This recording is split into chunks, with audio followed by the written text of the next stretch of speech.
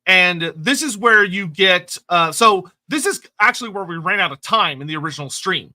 Is that we didn't really know what to do with the Celeste champion at the end. One of the ideas that I saw in the aftermath, to give huge shout outs, by the way, to everyone that participated in the discussions before and after the streams. Y'all are fucking amazing. There's so many cool ideas in there. One of the ideas that I saw that I particularly liked, I don't know how Andy feels about it, but I liked, is the idea that when he accomplishes, when the champion accomplishes this great goal, that for some reason, either through Be'lakor's machinations or Slanesh's machinations, that Slanesh releases that part of the champion that it's been holding on to. And this has an unusual effect where the champion, who to this point has been taking all these wounds, not regenerating, but taking them and not caring, all of a sudden it's given a body that cares about these wounds. That spear throw from Orion through its heart, Ursun's icy claws raking through its guts and giving it horrible frostbite, of the Albionites striking it with a terrible spell that like blew off part of his face or whatever. And all of a sudden, all these wounds catch up with him.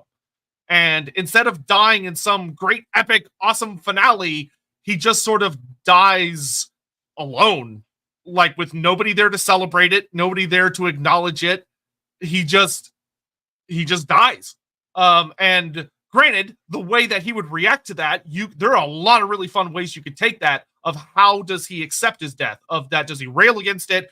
Does he go, oh, it's finally here, this is the reward I wanted, or that he reaches a point where he's like, no, I finally was going to do X or whatever. There are a lot of really fun ways you can play with it, but I love the idea that he just kind of dies by himself.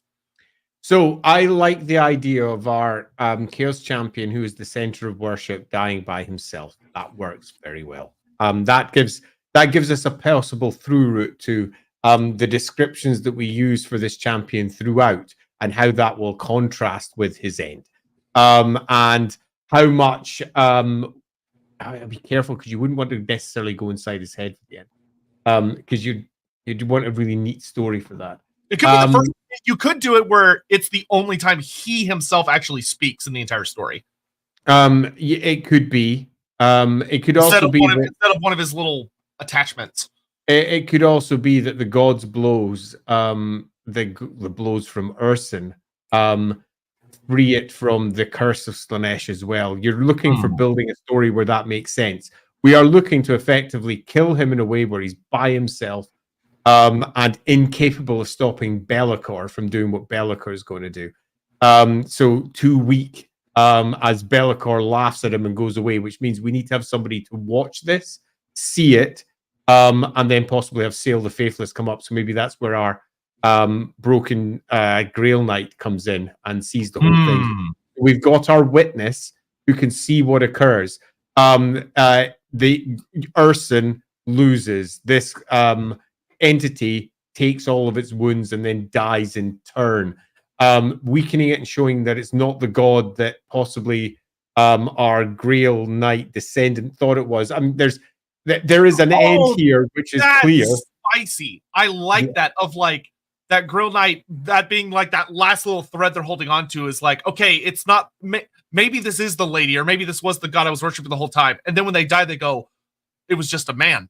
Particularly if you go along with the idea that it even considers itself to be the Lady of the Lake, and it laughs at the idea of Ursun being a god somehow more important than it. It already thinks it is this, and it wins. And the lady, the Grail Knight in particular, is like, "I'm sold," and then it dies. So all that's missing there is the very clear line between it surviving and then it no longer having immortality. The answer to that is clearly, obviously, potentially one, Slanesh withdraws the curse because it has done what needs to be done. But the gods are whimsical, and that the Chaos gods rarely have such obvious character or decision-making process in stories, and that would be weak ass. I'd rather it wasn't the god comes in and Deus Ex Machina. I feel like that would problem. I feel like that would be Be'lakor's play, is that Be'lakor is the one that knows how to give this piece back. Okay, so I think ultimately the best answer to this is that Be'lakor knows the way to break it. Yeah, because Be'lakor breaks it. That would allow for Be'lakor to have a really fun scene of like, you did it. Here's your gift, and here's your reward. And possibly the reward is actually let's possibly make this better. Instead of it being Be'lakor being the dick, Be'lakor is giving him what he wants. Oh, that's even more spicy. Yeah. Okay. And here I'll in give return, you a blessing I cannot have. Okay, so ultimately, this is this is a story of the entity getting what it wants. This is the story of Be'lakor getting what he wants. This is our Empire Strikes Back moment in many respects, in that chaos wins.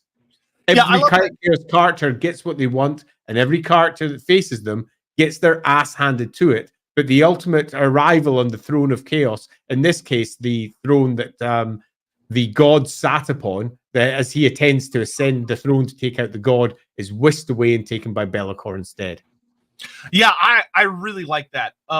Like he's almost positioned to, where he was once a god of Bretonnia, he's also potentially about to become a god of Kislev. Only for Be'lakor to go yoink. But give him what he wants. So yeah, there is no yoink in many respects. I really love that, because that does once again tells a very different story from the other three brothers, where all the three other brothers definitely do not want to die. I'm also going to bring up the Pie Guy's comment here, because I think that's definitely the case. The more he fights, the more into it he gets, because the god makes him feel in a way he has never felt before. This is moving him towards an experience that is in excess of anything it's ever felt. It's a pain unlike any other, and that, I think, is great. Yep, I love that very, very much. Okay, I think we have a good story there.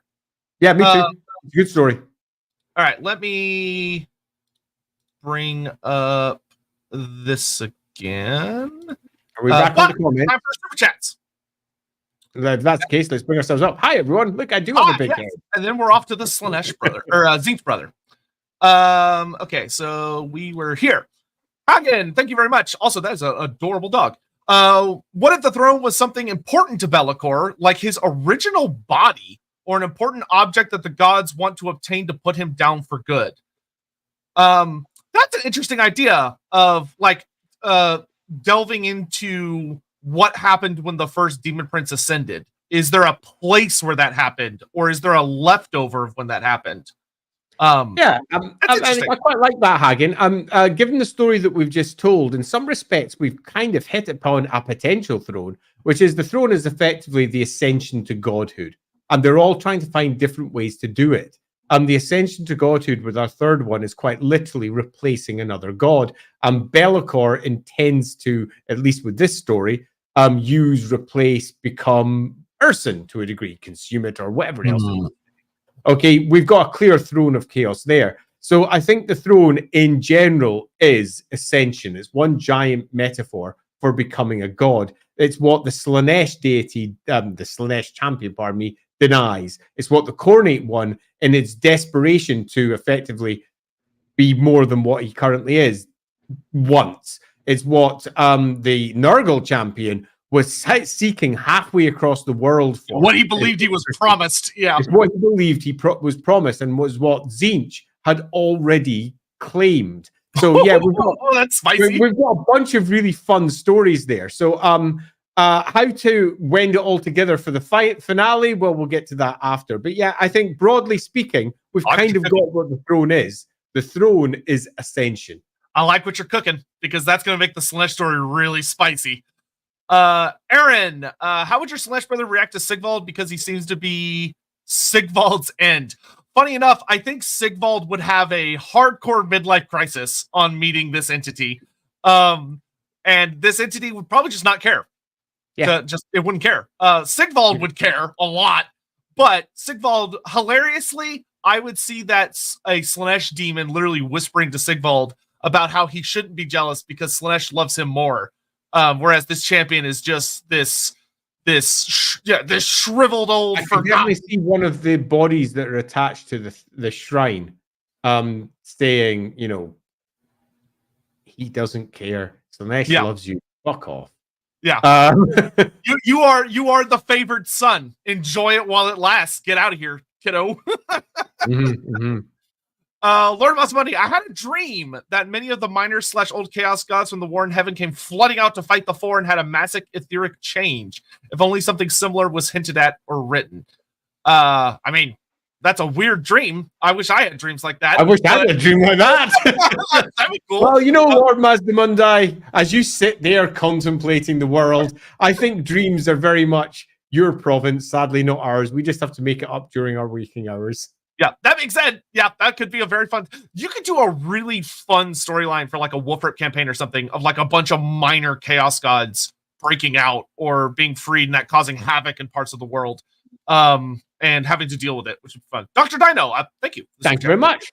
Enormously Aaron, appreciated. Also for your Slash brother, they can make mention that the last time he stirred was during the time of Gilles Le Breton, but he died before he could meet him. That would be fun.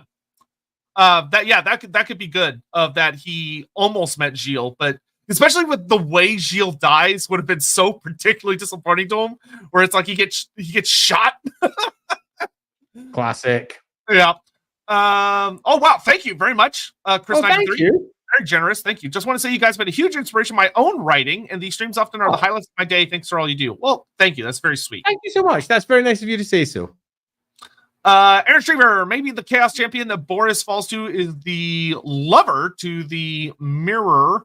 Oh, to mirror Urson falling to the champion, but they each take them out with them. Well, because it's an established character, it would be difficult to write him in earlier than that. Like he almost does better as like a cameo appearance that kind of takes credit for the fight, as opposed to someone that shows up really early in the story. I mean, what we could have here, though, sort of running on what you're saying, if we've got ourselves a Grail Knight who's running through all of this as well, we could have her approaching Boris and warning Boris everything that's about to come.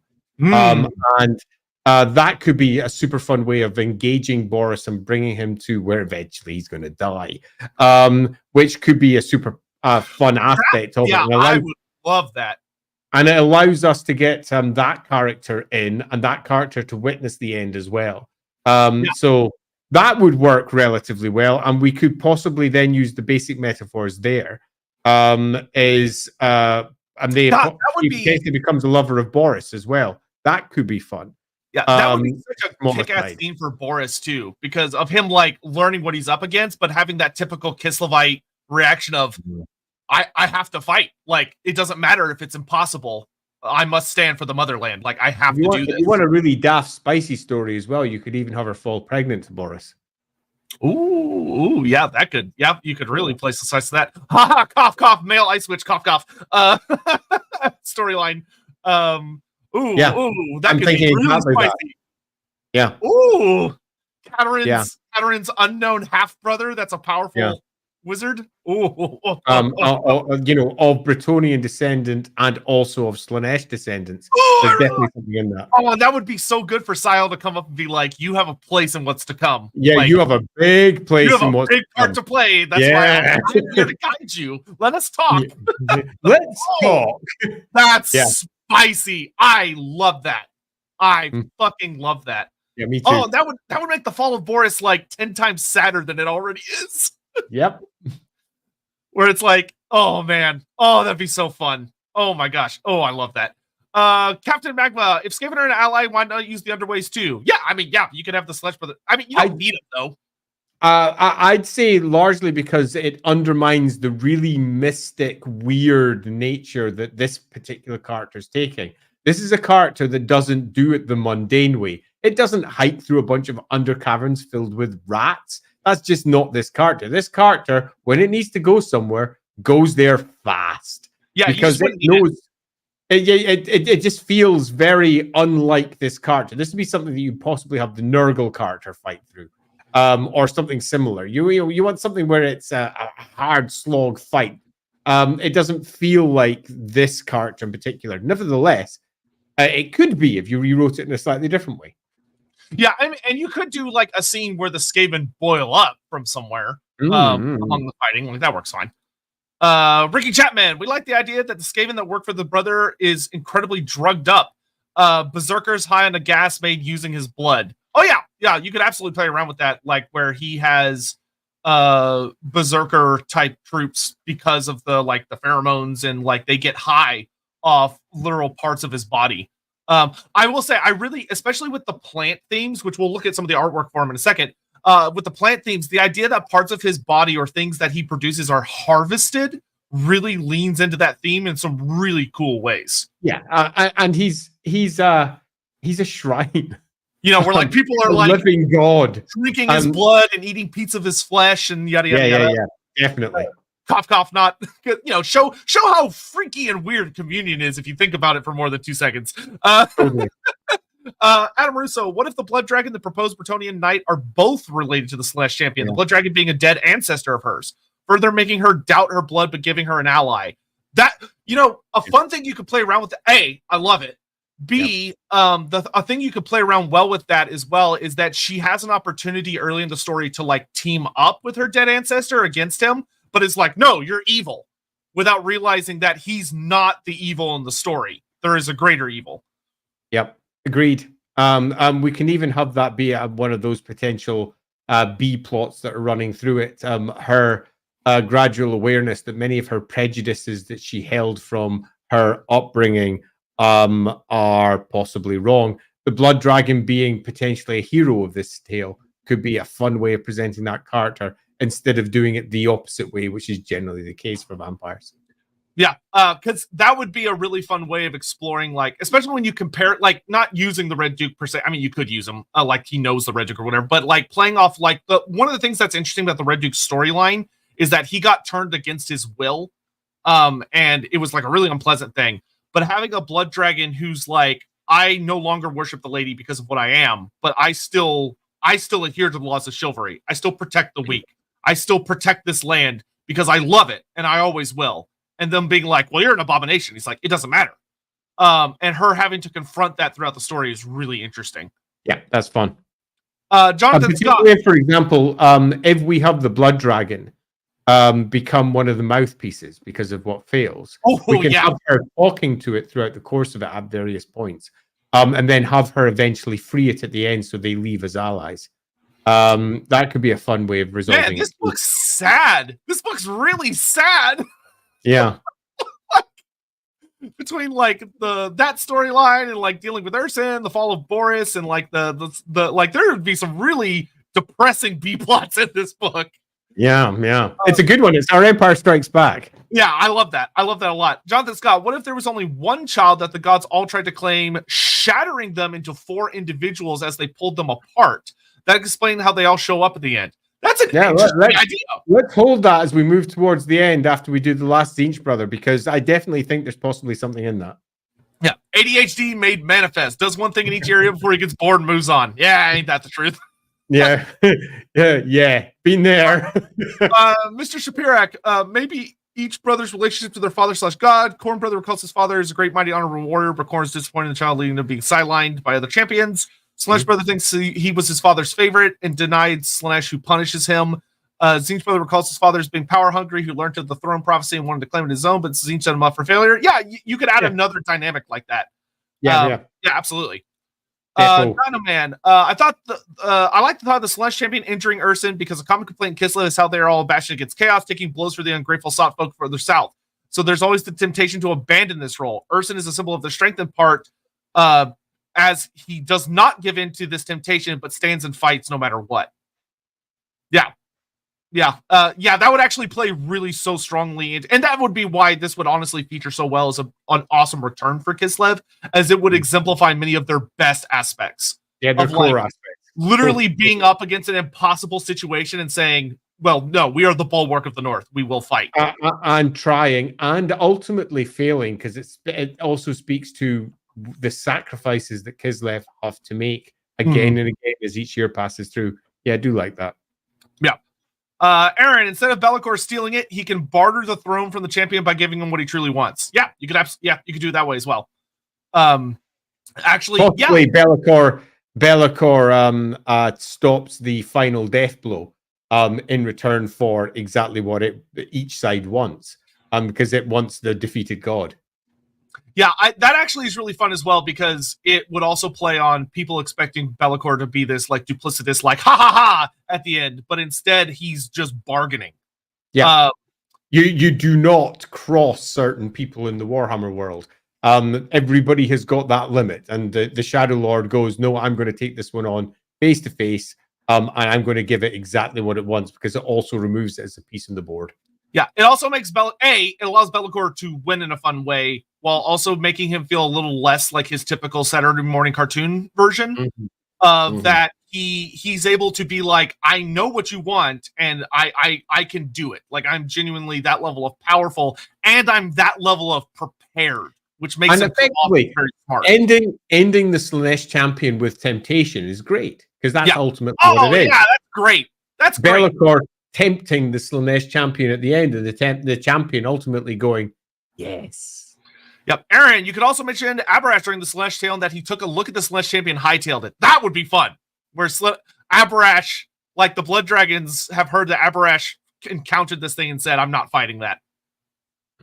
Because it's a good way of establishing pecking order and power levels as well. You know, small side stories, and perhaps you could even have had Abarash consider it, you know, like 500 years, 1,000 years ago or whatever, and have that as one of the little side tales. And he was like, yeah, nope, flip me nope out of here. Yeah, that would be fun. I would enjoy that quite a bit. And that would also allow you to play fun with the Blood Dragon character, of that he knows that Abarash encountered it and said, no, I'm not fighting this. I'm gonna live. I'm gonna move on. And him being like, well, no, I am here for a reason, a purpose, which helps you make this Blood Dragon character more of a heroic figure, despite that he's a vampire, which puts the Bretonnians in all sorts of dilemma. Yeah. Aaron, another aspect of tragedy is that the original Supreme Patriarch, Boris, original friend, died to the Horde, which is his first tip to the thing. So was the original Supreme Patriarch killed in that battle? I don't recall that, but let's just say yes. Yeah. I mean, yeah, good. I want to say the original Golden Knight died in that battle. Naryeska Lesa's father. That might be who he's talking about. And then Captain Maggot, Skaven mouthpiece dies from the Dark Emissary. Perhaps it acts as a voice of reason against the idea of fighting Urson last minute out of typical Skaven cowardice. I would say it would be genuinely hilarious to have the Skaven voice being the actual smart one. I do, but I'll undermine this completely. That yes, the Skaven doing that does seem right, but this isn't the voice of reason, because he's going to win. Yeah. This is not a fight that he's actually going to lose. Now, it would make, I think, for a lovely scene where we're attempting to set, because after all, the story here needs to set up the idea that he's going to lose. This is the point where every reader should expect. You should have Skaven panic hardcore. Okay, so having the Skaven being what appears to be the voice of reason is perfect. And I think it's also perfect because the Skaven is wrong. We all know what Skaven plans are like. Skaven plans are the freaking worst. So yeah, undermining that, but I think I really like that. That works pretty neatly. All right, carrying on with our presentation. So here we have obviously I can't edit the map in real time, so this is combining. But I think it still provides an absolutely perfect idea, at least, of where each is going. So this shows how awesome we're actually getting as far as exploring the world. So we would have gone from like the ocean around the south, sticking to the coastlines in Naggaroth and Lustria, then go through the Southlands and end up over here. We got the Slash Brother going through Bretonnia, popping into Albion, then popping into Norscan Kislev, which is great, and then TAMURKHAN taking the circuitous route through the east. So getting like what I particularly like about this is that if we do take the slightly broader view that we discussed earlier, we have with these three hit from the Realms of Chaos down through Naggaroth into Lustria, over to the Southlands, into Araby. We've gone through the Borderlands. We've hit Bretonnia. We've hit the Empire. We've hit the Darklands. We've hit the Ogre Kingdoms. We've gone through the Northern Steppes as well. We have pretty much hit everywhere except for the Far East. It's almost perfect. Which, guess where we're going next? Which would be super duper fun. So here we have some art by Roundabout, which is absolutely gorgeous. So some art showcasing. So on this, he's got 6 tentacles, and each tentacle represents a different sensation. So he has a tentacle of taste, which has like these nasty grapes that kind of remind me of an STD. Then he's got a sound one that has like a fleshy bone harp with tendons. Smell being this beautiful flower, touch being thorns and like bleeding and stuff. Sight being a serpent creature with eyes, and mind being a blinded mouth that speaks. It's interesting. I would have, in general, gone for a far more elaborate look, but I really like the ideas that they're attempting to push in there. Yeah, some really, really cool ideas running there. Yeah. Awesome. Then we have this art by Sweet Melancholy, which is really spooky looking. Where he's got like almost an insectoid mouth just full of teeth, and he's got like the little grabby things that pull things in. Looks like one of his eyes is made out of teeth. Horrifically mutated, but I love here you can see the Skaven and the people that have been assimilated into his body, which is gross. He's like a big meat puppet thing. He's got a nice big staff. He's got swords, serpents coming out of him. He's got 6 arms with magic. This is a really horrific interpretation that is really fun. Yeah. Again, not one of the things I love about seeing other people's interpretations. What we discussed is they're never anything like I have in my own head, and that's the best part of it because they bring in entirely different views and entirely new ideas. And the obvious, ensuring that you maintain the 6s in there somewhere, which is, I'll admit, not something I was heavily thinking on in my head. So yeah, good stuff. Yeah. This one is really nice and terrific. Thank you, Sweet. Then here we got Rodrigo Pereira returning once again. So we have his flesh champion with the mount included, where he's got the 6 circles of Slaanesh embedded into the mount thing with like runes of Slaanesh inscribed into them. So you can see here it's like fleshy, pulpy. I don't know what this thing's made out of, but it's gross because you can see like there's various bits of bones and things in it. It's got a Venus flytrap staircase. You can see like the little flap, so it snaps shut on people as they're trying to climb. He's got a big old sword, and he's got a big snake creature coming out of his nipple, which is fun. And then, if you could see here on the art, he's actually got a ton of these tentacles coming out of him, which up here showcases the various ends of the tentacles. So some of them look like this. Some of them split open and reveal a more fleshy inside. Some of them have little pricks that are able to stab people. And here he's got this just, once again, absolutely gorgeous fight scene between the Albionites and, which I don't know if that would be the correct term, Albionites. Albioners. And here you can see he's chopping off a giant's hand in one stroke, which, fair. Didn't even have to get up for that one. Just swung from his seat. And you can see his tendrils are just like impaling, killing people. He's got all sorts of cool trinkets from like, he's got like Draconian Grail Knight helmets, an Ogre Kingdom gut plate, various food and gold and things all over his throne, and people just trying to get to him and just not having a good time. Really fun piece. I like his armor a lot, and I love how shriveled and old he looks.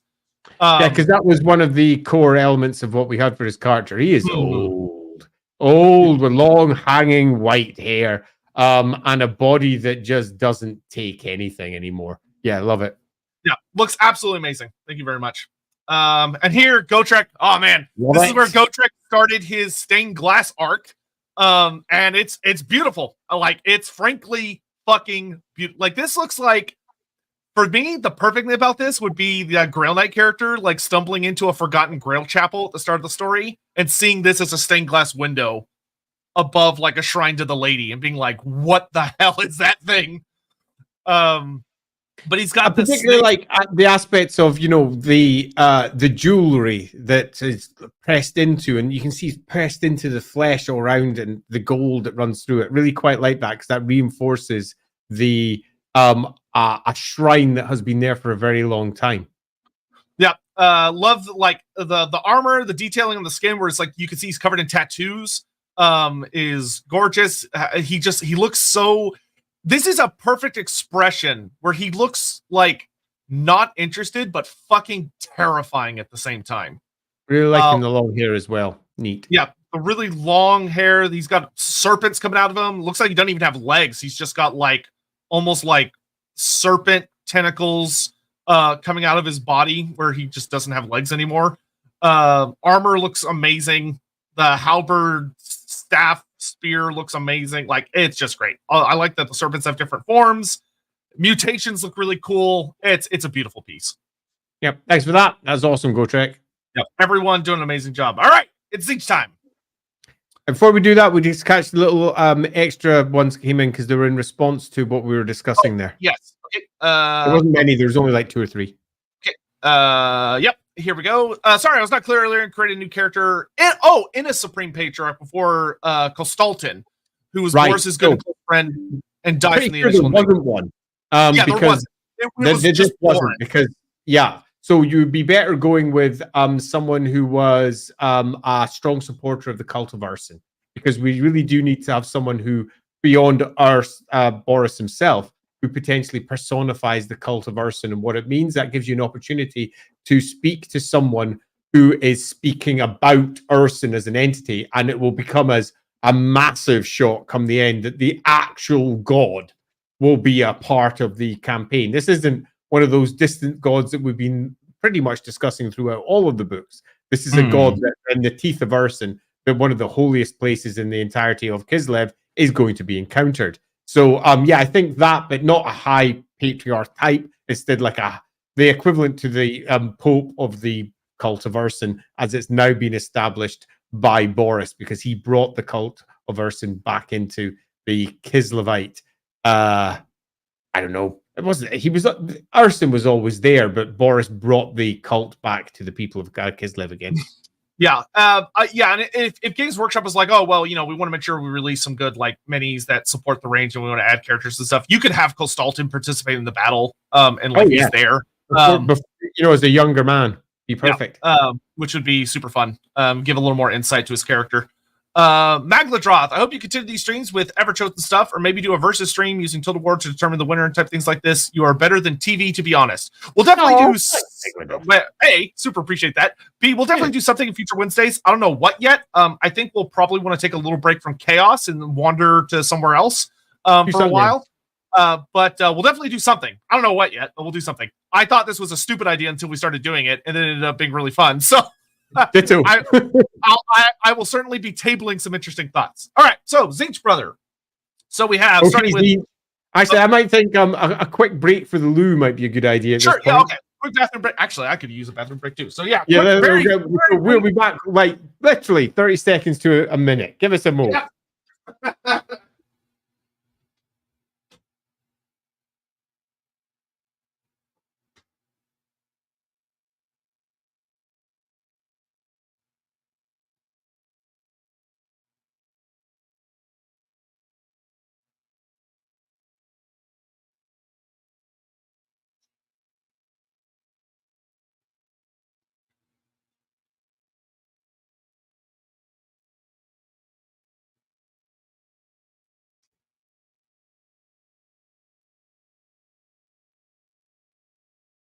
Okay. Hope you're all doing well. Hope you're all enjoying the stream. Sorry, I should have put on like some brief elevator music for you guys or something. Do y'all like my new headphones? I finally got new ones to replace my old ones were falling apart. But it's a little weird because like they have like the nice noise canceling. So like when I talk, I feel like I hear myself a little more because like it's blocking this audio. Oh, okay, he's back. So I'm gonna stop rambling now. Okay, get myself a little drink here while I'm here. No, you're all good. Drink. All right, so let us move on to the Zinch brother. So starting with his mutations, we have that his mutations are mostly crystalline themed. And of course that he is functionally undead. In the sense that he is a corpse. Not undead in the sense that he has been raised by a necromancer, but undead in the sense that he is no longer among the living. So a lot of crystalline theme mutations, which we've talked about, the idea that, Zinch with Crystal Labyrinth and everything, crystals are really strong theming, has the ability to absorb magic. So one of the things that we talked about that was really fun, especially with the stored power aspect, is that he literally needs magic to keep himself here, to keep himself from just going back to being dead. So he absorbs considerable quantities of magic as he's going throughout his journey to not only keep himself powerful, but to keep himself alive and moving. And one of the things that we also played with that was really fun is the idea that despite being a Tzeentch character, which you expect a really powerful wizard, that he utilizes bound spells because he's not able to function the way he used to. So the idea that he has these various crystals either floating around him or attached to him that represent the various winds of magic, and he's able to unleash different abilities based on which crystals that he's unleashing, which makes for a really fun, diverse character that would also be able to have his own unique spells, which would be really, really fun. Because his soul is no longer reflected over into the aether in the way that everybody else's soul is. So he's no longer capable of accessing the magic directly because he's basically dead. So what we've got instead is him utilizing his connection directly through to the Crystal Labyrinth and other people's souls. So he's basically a soul harvester. Yeah, and then to play into that, we ran with the idea of the Grand Betrayer, where each of these crystals are specific individuals that he made these very elaborate, deep betrayals to, and then he kills them and takes their essence and uses that to represent one of each of the 8 winds and uses them to unleash powerful spells and empower himself further. Which allows for some really, really fun text boxes along his story as you learn about what are the relationship, like what are each of the 8 crystals, and what happened to all of them, which makes for a really, really fun dynamic. And then, of course, for his mount, he rides a Titanic Avian, which I think the community name was like that. A lot of people were saying that I really liked. I think was like the Crystalline Rock or stuff like that, but we'll see that later when we get to the art portion. Dang straight. So next slide. Top thing is that he successfully claimed the Throne of Chaos. He was successful. However, he dies and was cast into the Dragon River of Grand Cathay, where he loses something, a lot of something. A great aspect, because the Dragon River quite literally grabs the souls of people crossing it and drags them down into essentially the dream realm of the Shaishian Dragon Child. And that makes it where if any fleet tries to cross the Dragon River, the ship arrives on the opposite shore and all the bodies on the ship are dead because their souls literally got ripped out of their bodies. But he wasn't just crossing the river, he got knocked into it. And the effects were pretty dramatic, but his body gets swept out into the ocean and is eventually claimed by the Galleon's graveyard, where all that magic, all that great influx of sorcery and the machinations of one Golden Magus lead to him being resurrected, which returns the storyline of the Dread Fleet, which is super fun and gives us a bit of an epilogue on that, where the Golden Magus participates in bringing him back, hoping to have him as an ally or a champion. He's going in a crystal soon. Yeah, and it does not go well for the Golden Magus, who probably turns into a shaman crystal faster than you can say gotcha. But and I think it's a really nice opening to that book as well, because we've got the return of Dreadfleet, the continuation of that story, some beautiful potential first battle as he's summoned to help, and then the ultimate betrayal of the very one that brought him back, as he is then encapsulated pretty much turned into an enormous crystal. Love it. Yeah, absolutely super duper fun. And with the Galleon's Graveyard, we'll talk about when we get to the Allied section, allows him to pull on some really, really fun ideas and themes for an army. And then his story reaches its conclusion at the Whooshing Compass, the real one up in the Celestial City, which me and Andy did a super fun stream on that got into some wild conspiracy theories that really did that we may use for this storyline. On to the next slide, when talking about his saying that unlike the other heroes, this is the heroes. I can't believe we discussed these great heroes. Unlike the others, all of whom have got their own progression story. So, for example, Nurgle progressively gets worse as he goes downhill throughout the course of it. Khorne doesn't really change, doesn't get better, doesn't get worse, but heads towards his construction at the end, where we've got Tzeentch, Slaanesh, pardon me, who again, there's no real great path towards something in that regards, where this one is getting better and better and better and better as it progresses and draws more crystals to it and becomes closer and more aware of what it has previously already done. Yeah, as he's putting himself back together like a big puzzle. Pretty much. Using other people's souls.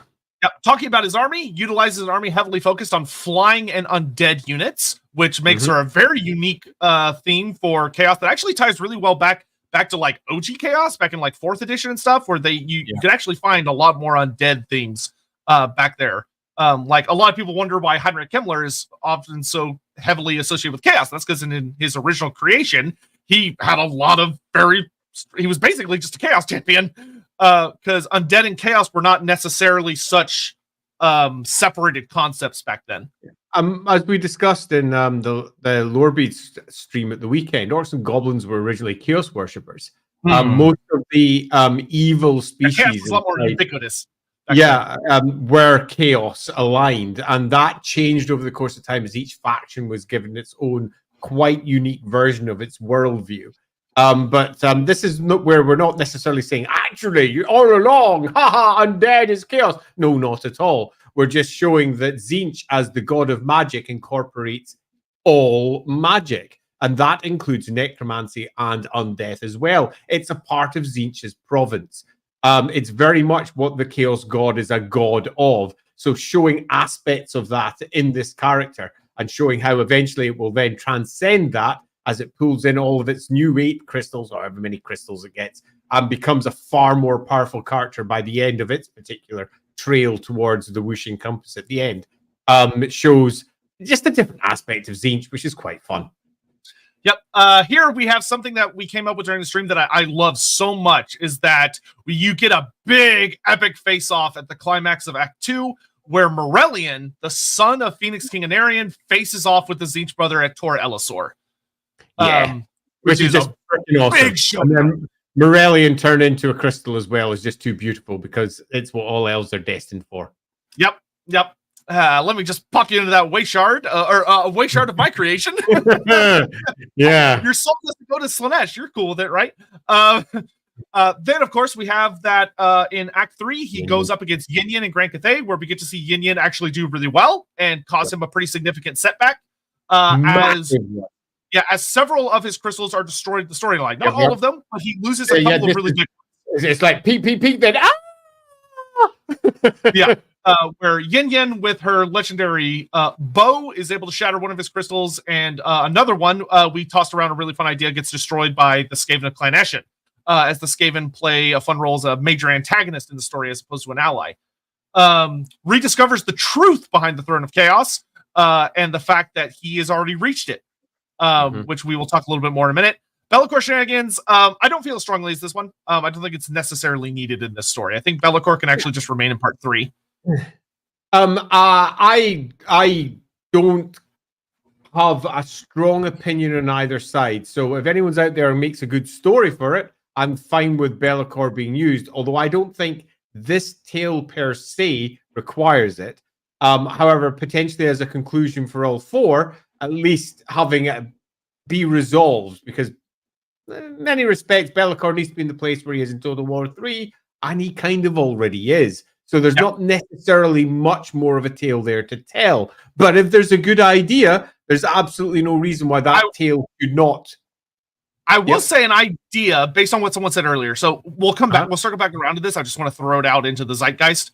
The idea that the Throne of Chaos has something to do with Be'lakor's original body or the place where he ascended.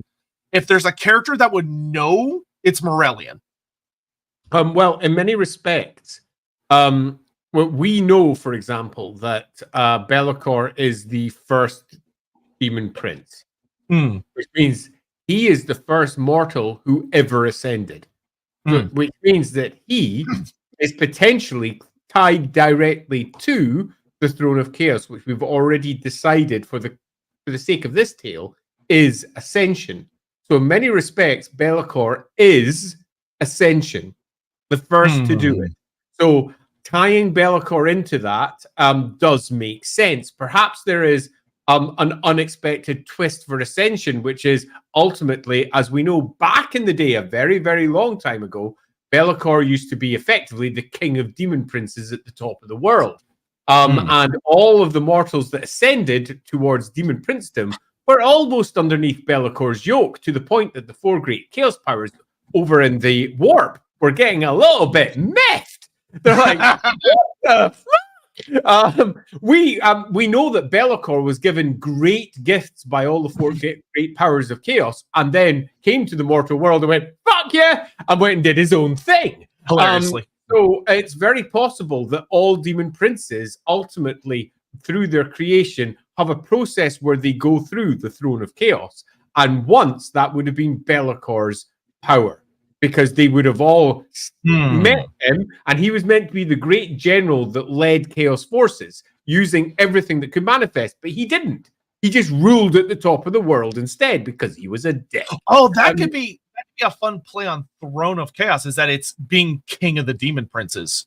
Pretty much. But then he gets cursed and much of that gets lost. And that would give us a reason for some of the things that he's doing with Ursin. And the Throne of Chaos. And we've got him tied to Ursin, getting a god, using a god's blood, which is the core plot of Total War 3. Okay, those drops of good old god blood.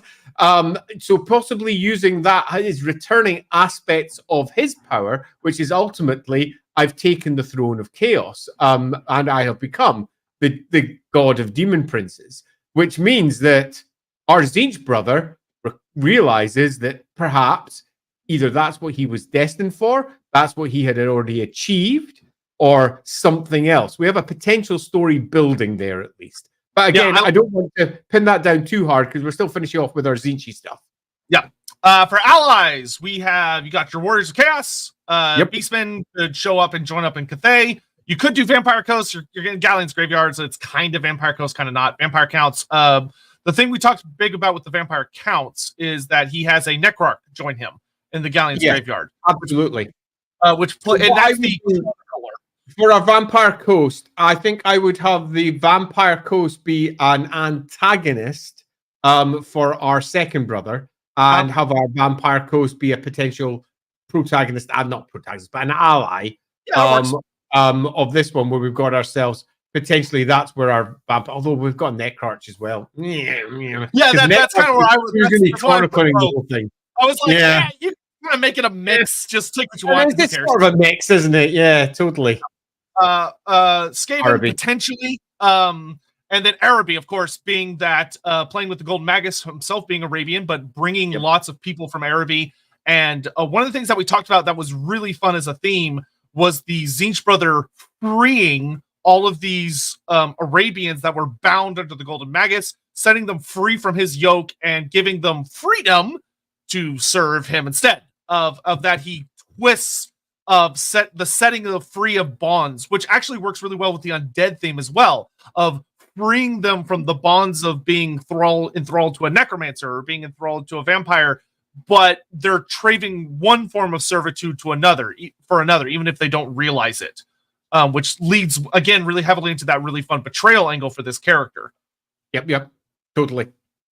And then I forgot to include an enemies tab.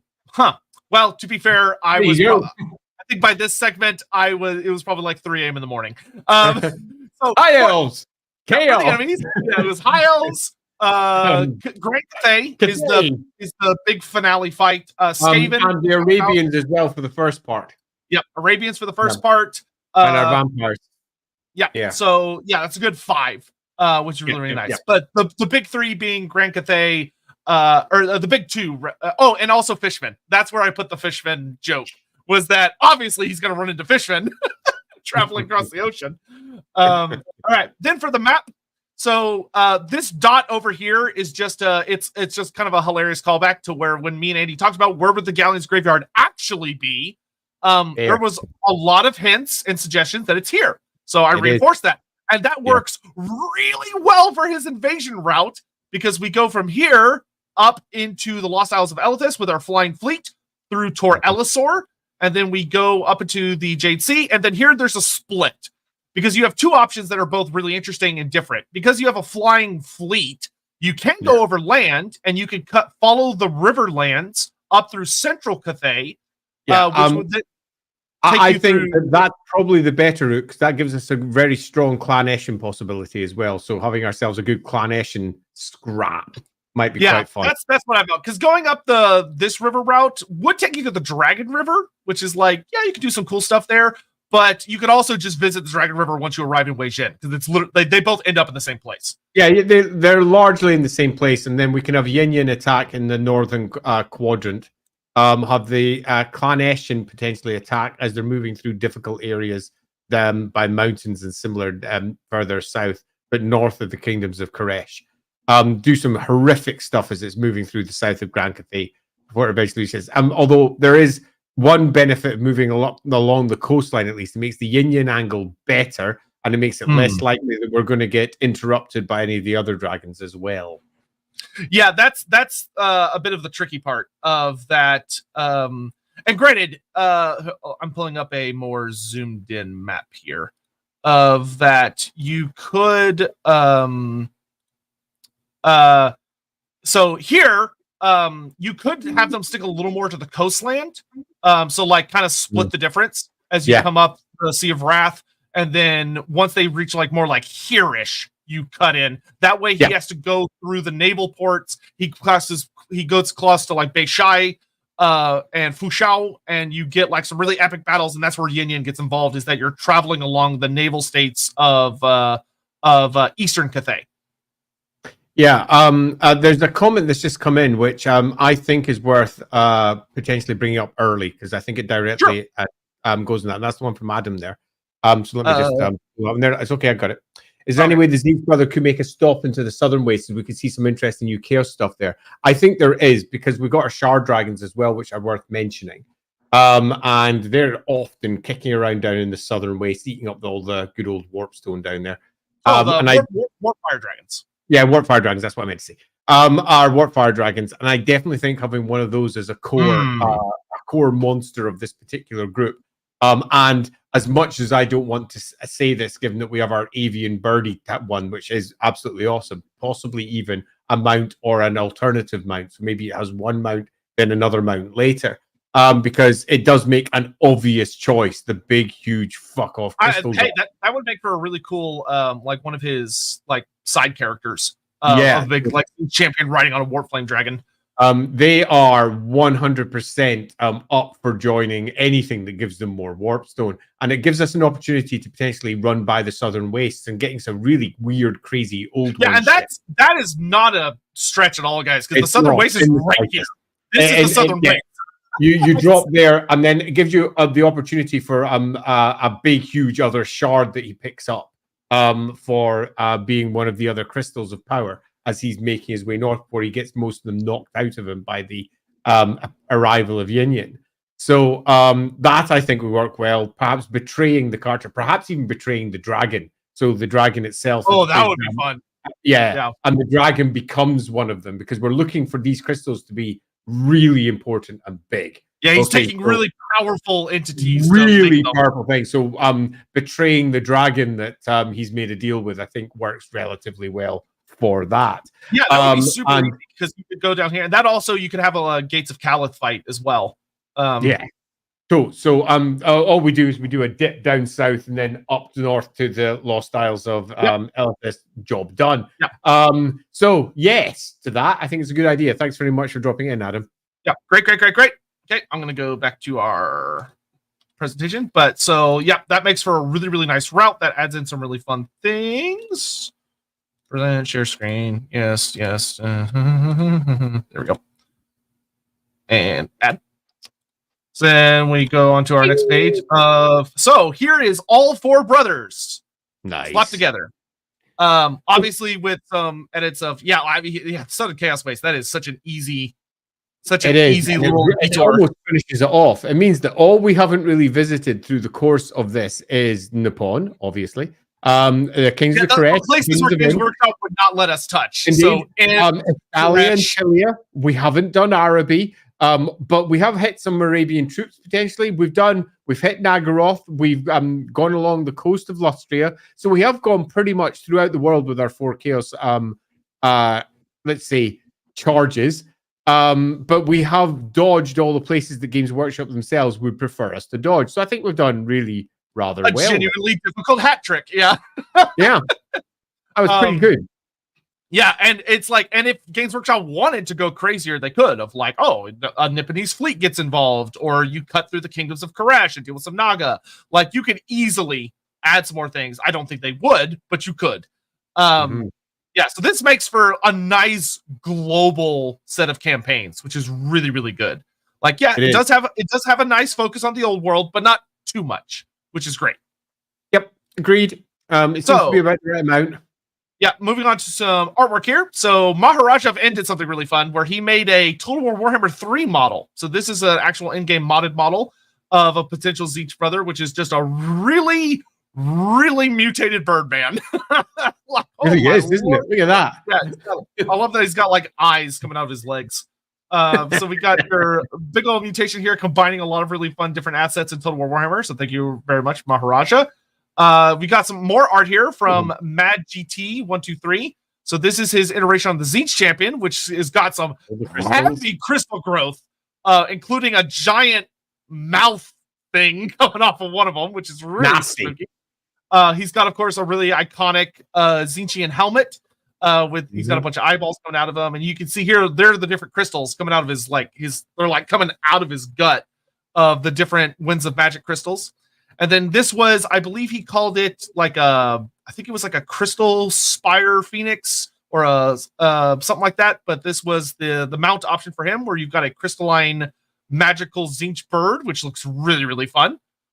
Beautiful art, looks great. These remind me a lot of these are giving me like super hardcore, like early Fire Emblem character vibes. Here we have art by Ison, which is really fun. Of this big undead crystalline rock, and then you can see the skeletal champion in the back, and here his crystals. He's got a whole bunch of crystals all over the place. See, when I was imagining the crystals, I was imagining most of them being about man-sized.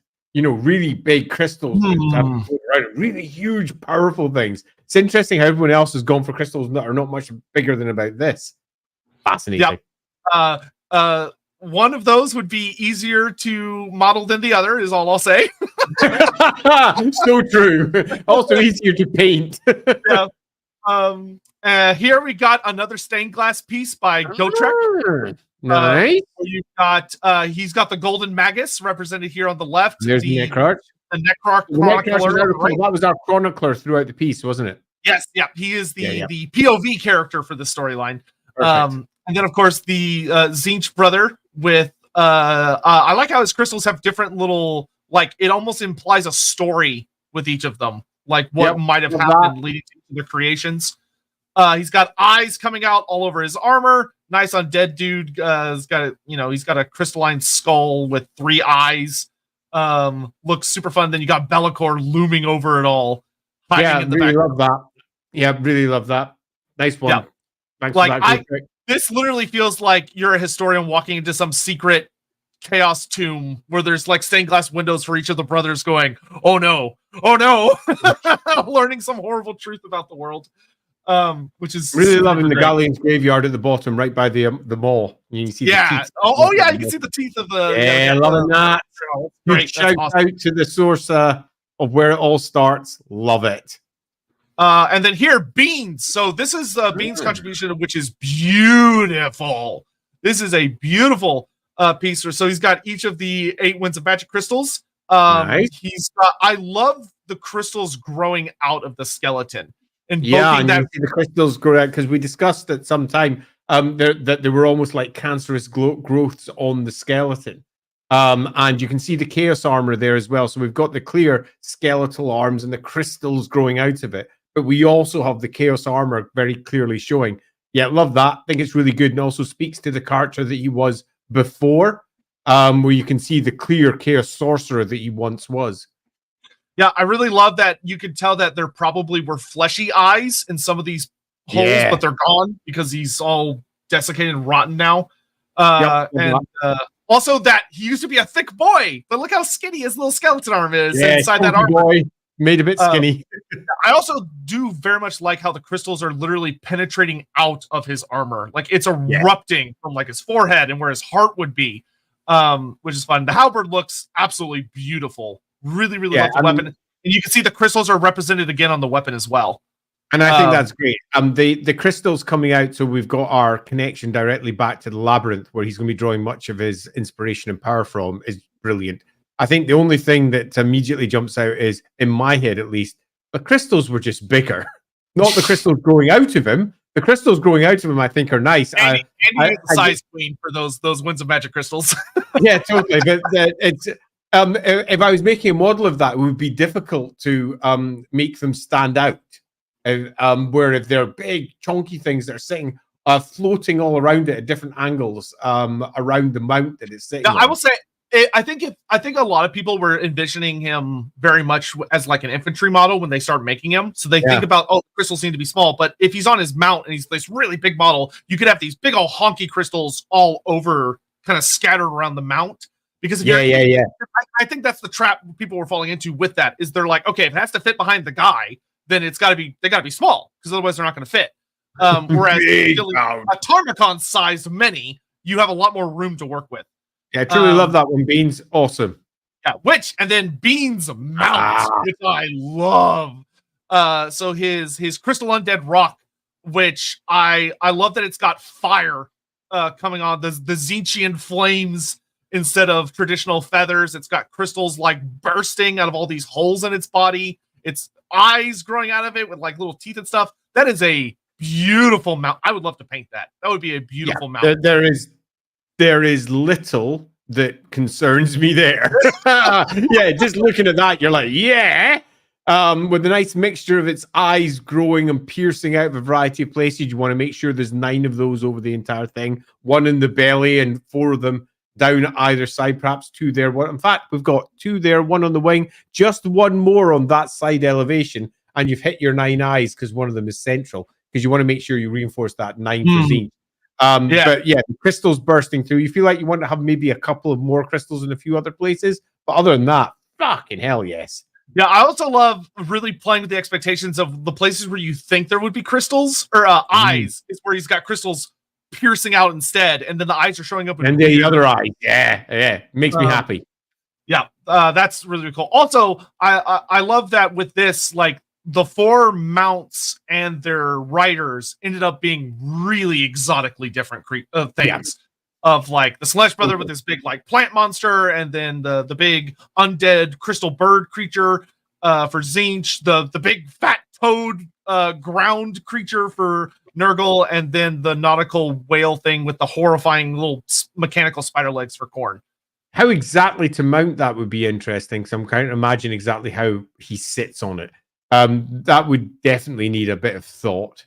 Whether you want to go for it, because one of the things you kind of half want to do is, because we're dealing with the Thrones of Chaos, you almost want to try and give them all a bit of a seat.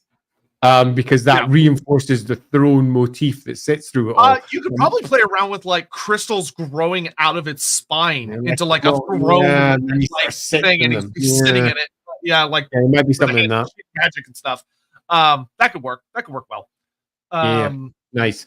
And then, as we're going to talk about the Tzeentch brother for a bit, but this final piece by Gotrek showing all the 4 brothers united around their journey for the throne with its Be'lakor implications. What a piece. What a piece. We'll just leave this up as we chat. But like, god damn. God damn, Gotrek. Gotrek eaten, as the kids say. So, with the Tzeentch brother, all we really have to do is kind of finalize little bits and pieces. We did a lot of good stuff with him, but I think the thing that's really worth delving into with him is that what happens in the end? What happens when you... I mean, that's ultimately the thing that hasn't been resolved. And we left it off last time with what's the conclusion? Is the conclusion here with Tzeentch, or is the conclusion somewhere else? And I think that's the first thing that we really need to decide. And then if the conclusion is here, what happens at the Whooshing Compass? is the conclusion elsewhere, which means the Tzeentch story ends here, and then the entire campaign has its story at the end. And what are the characters that we want to bring back for the conclusion, as they all go towards a culminating point that hopefully finishes off the tale for the Throne of Chaos, that really feels like it's a finish of all four brothers' tale, not just the finish of the Tzeentch brothers' tale, which would be in some ways not really servicing the entire story that we've told already. It would be an easy out, so to speak, but it feels like it should, much like the Chaos Liber Chaotica, have that final little book that ties it all together. The Liber Chaotica had the undivided book at the end where you're like, oh, that was an unexpected extra. Yeah, love it. Yeah, I feel like in a perfect world, I feel like if in a realistic world, whoever was our boss would be like, no, wrap it up. Get that fourth book out. Get it, wrap it up. But I agree immensely. I think the perfect version in the story would be that you end the Tzeentch champion's tale, and then you have a finale that is probably much smaller, but focuses on just telling the end of the story. So that means point one, Tzeentch. What happens when Tzeentch arrives at the Wuxing Compass? What great event occurs that then leads us towards the finale of the Throne of Chaos campaign? Does the Tzeentch brother die, or does the Tzeentch brother move on to the next section? Does the Tzeentch brother, being the Wizard of Undeadiness, bring back his other brothers? Is that what the Tzeentch brother is destined to do? Is there something else that we need to tell here? So this is ultimately what we're asking you out there. Do you have ideas? And if you do, drop them down now. Pop them into the chat, and we can bring them up, and we can have a little chat about exactly what you think. Twitch and YouTube chat, get cracking, get typing. Yeah, we're going to totally. talk about. What do you think? Have you got any particular things that you particularly prefer? Why don't we get caught up on super chats real quick? That'll give people time to. Good idea. I don't think we should have too many more. Yeah. We were at. Here we go. Adam, thank you very much. If you guys wanted to eventually keep doing Wednesday shows, I think different pitches for filling out the Southlands could be really cool. That could be fun for an episode, is talking about like creating a new race and talking about like what should go into making a new Warhammer faction race, whatever.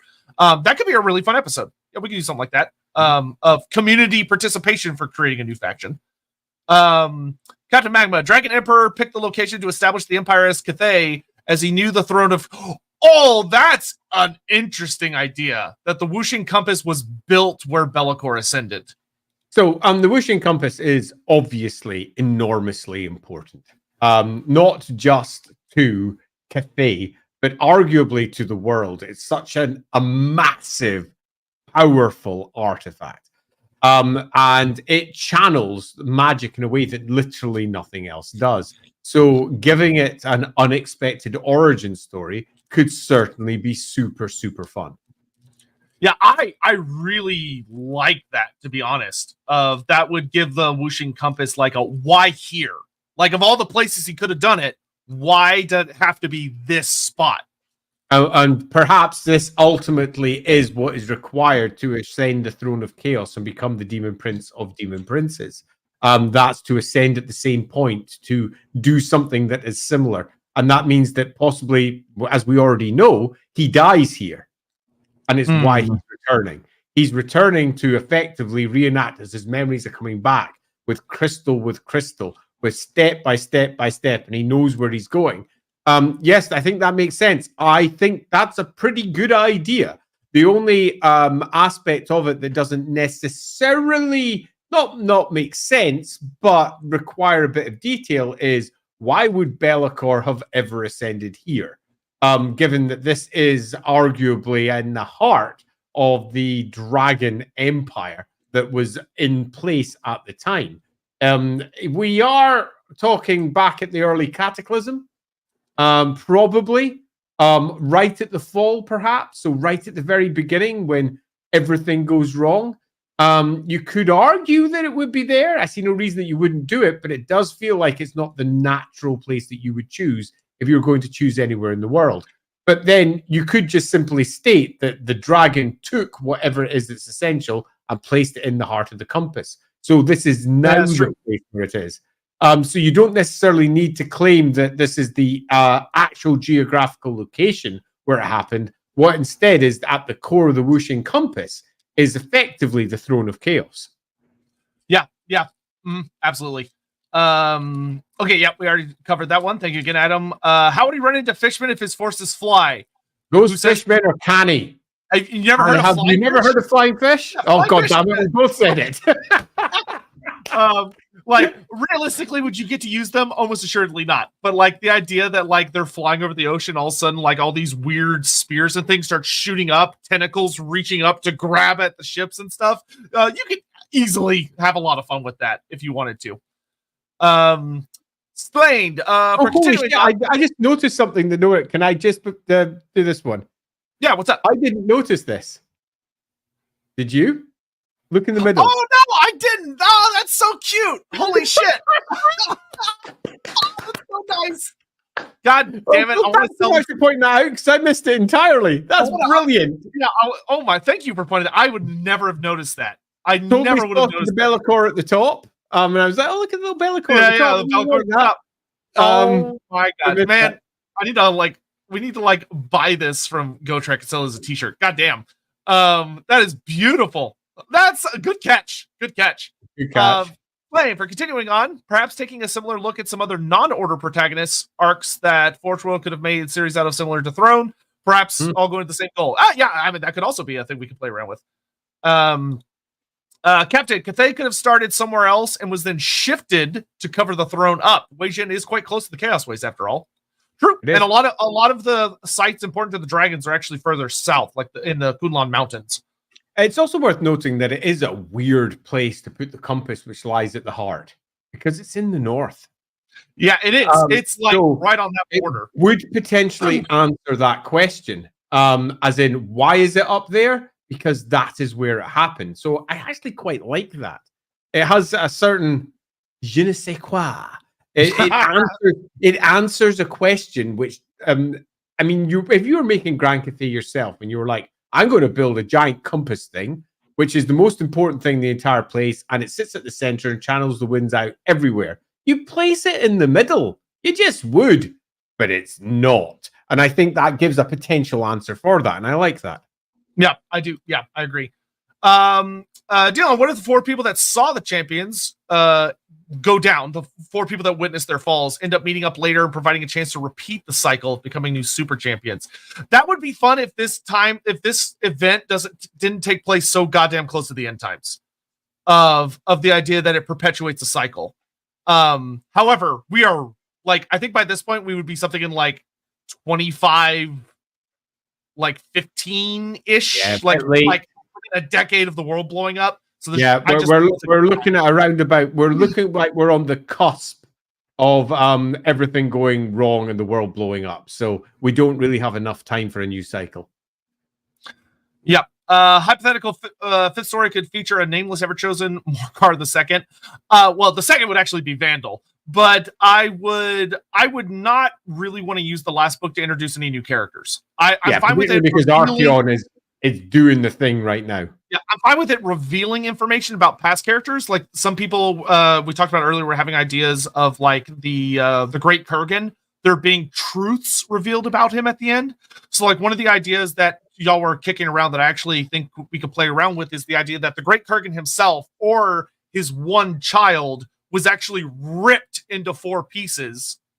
And that's all of the brothers. And that as each of them die, they're able to reunite in a sense in that final story, and something returns, whether it's the Great Kurgan themselves or their child unified as something new, which is an interesting story. Though the thing that's tricky for me is I'm very dubious about making it this results in some ultra powerful character showing up, because then it's Voltron the Chaos Warrior, bolted on bits. It's that to me. It's that's Archaon's job. Archaon's job is unifying the powers of chaos, and this character, frankly, would not really have a role in the end times. So, what's the point of creating them?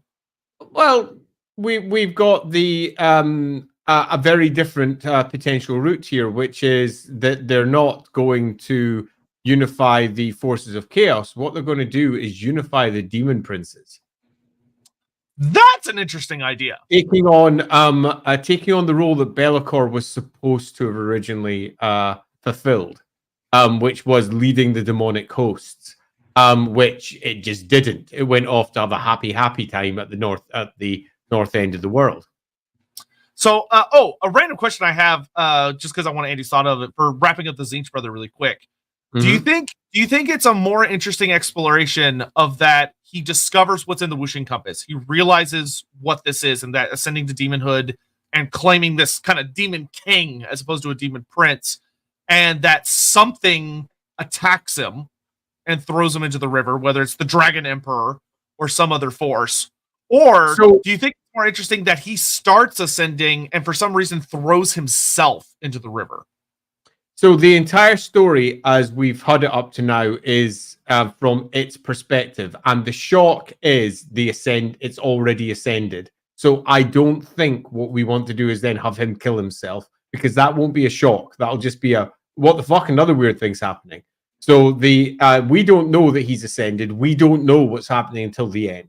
And then at the end, we get our big twist. He's been here before. He has already ascended. He's put it all together as he gets there. The chronicler's watching on, doing whatever it is the chronicler's doing. The chronicler becomes aware that it's about to reach that perspective of godhood one more time, as it becomes at one with everything that it once was.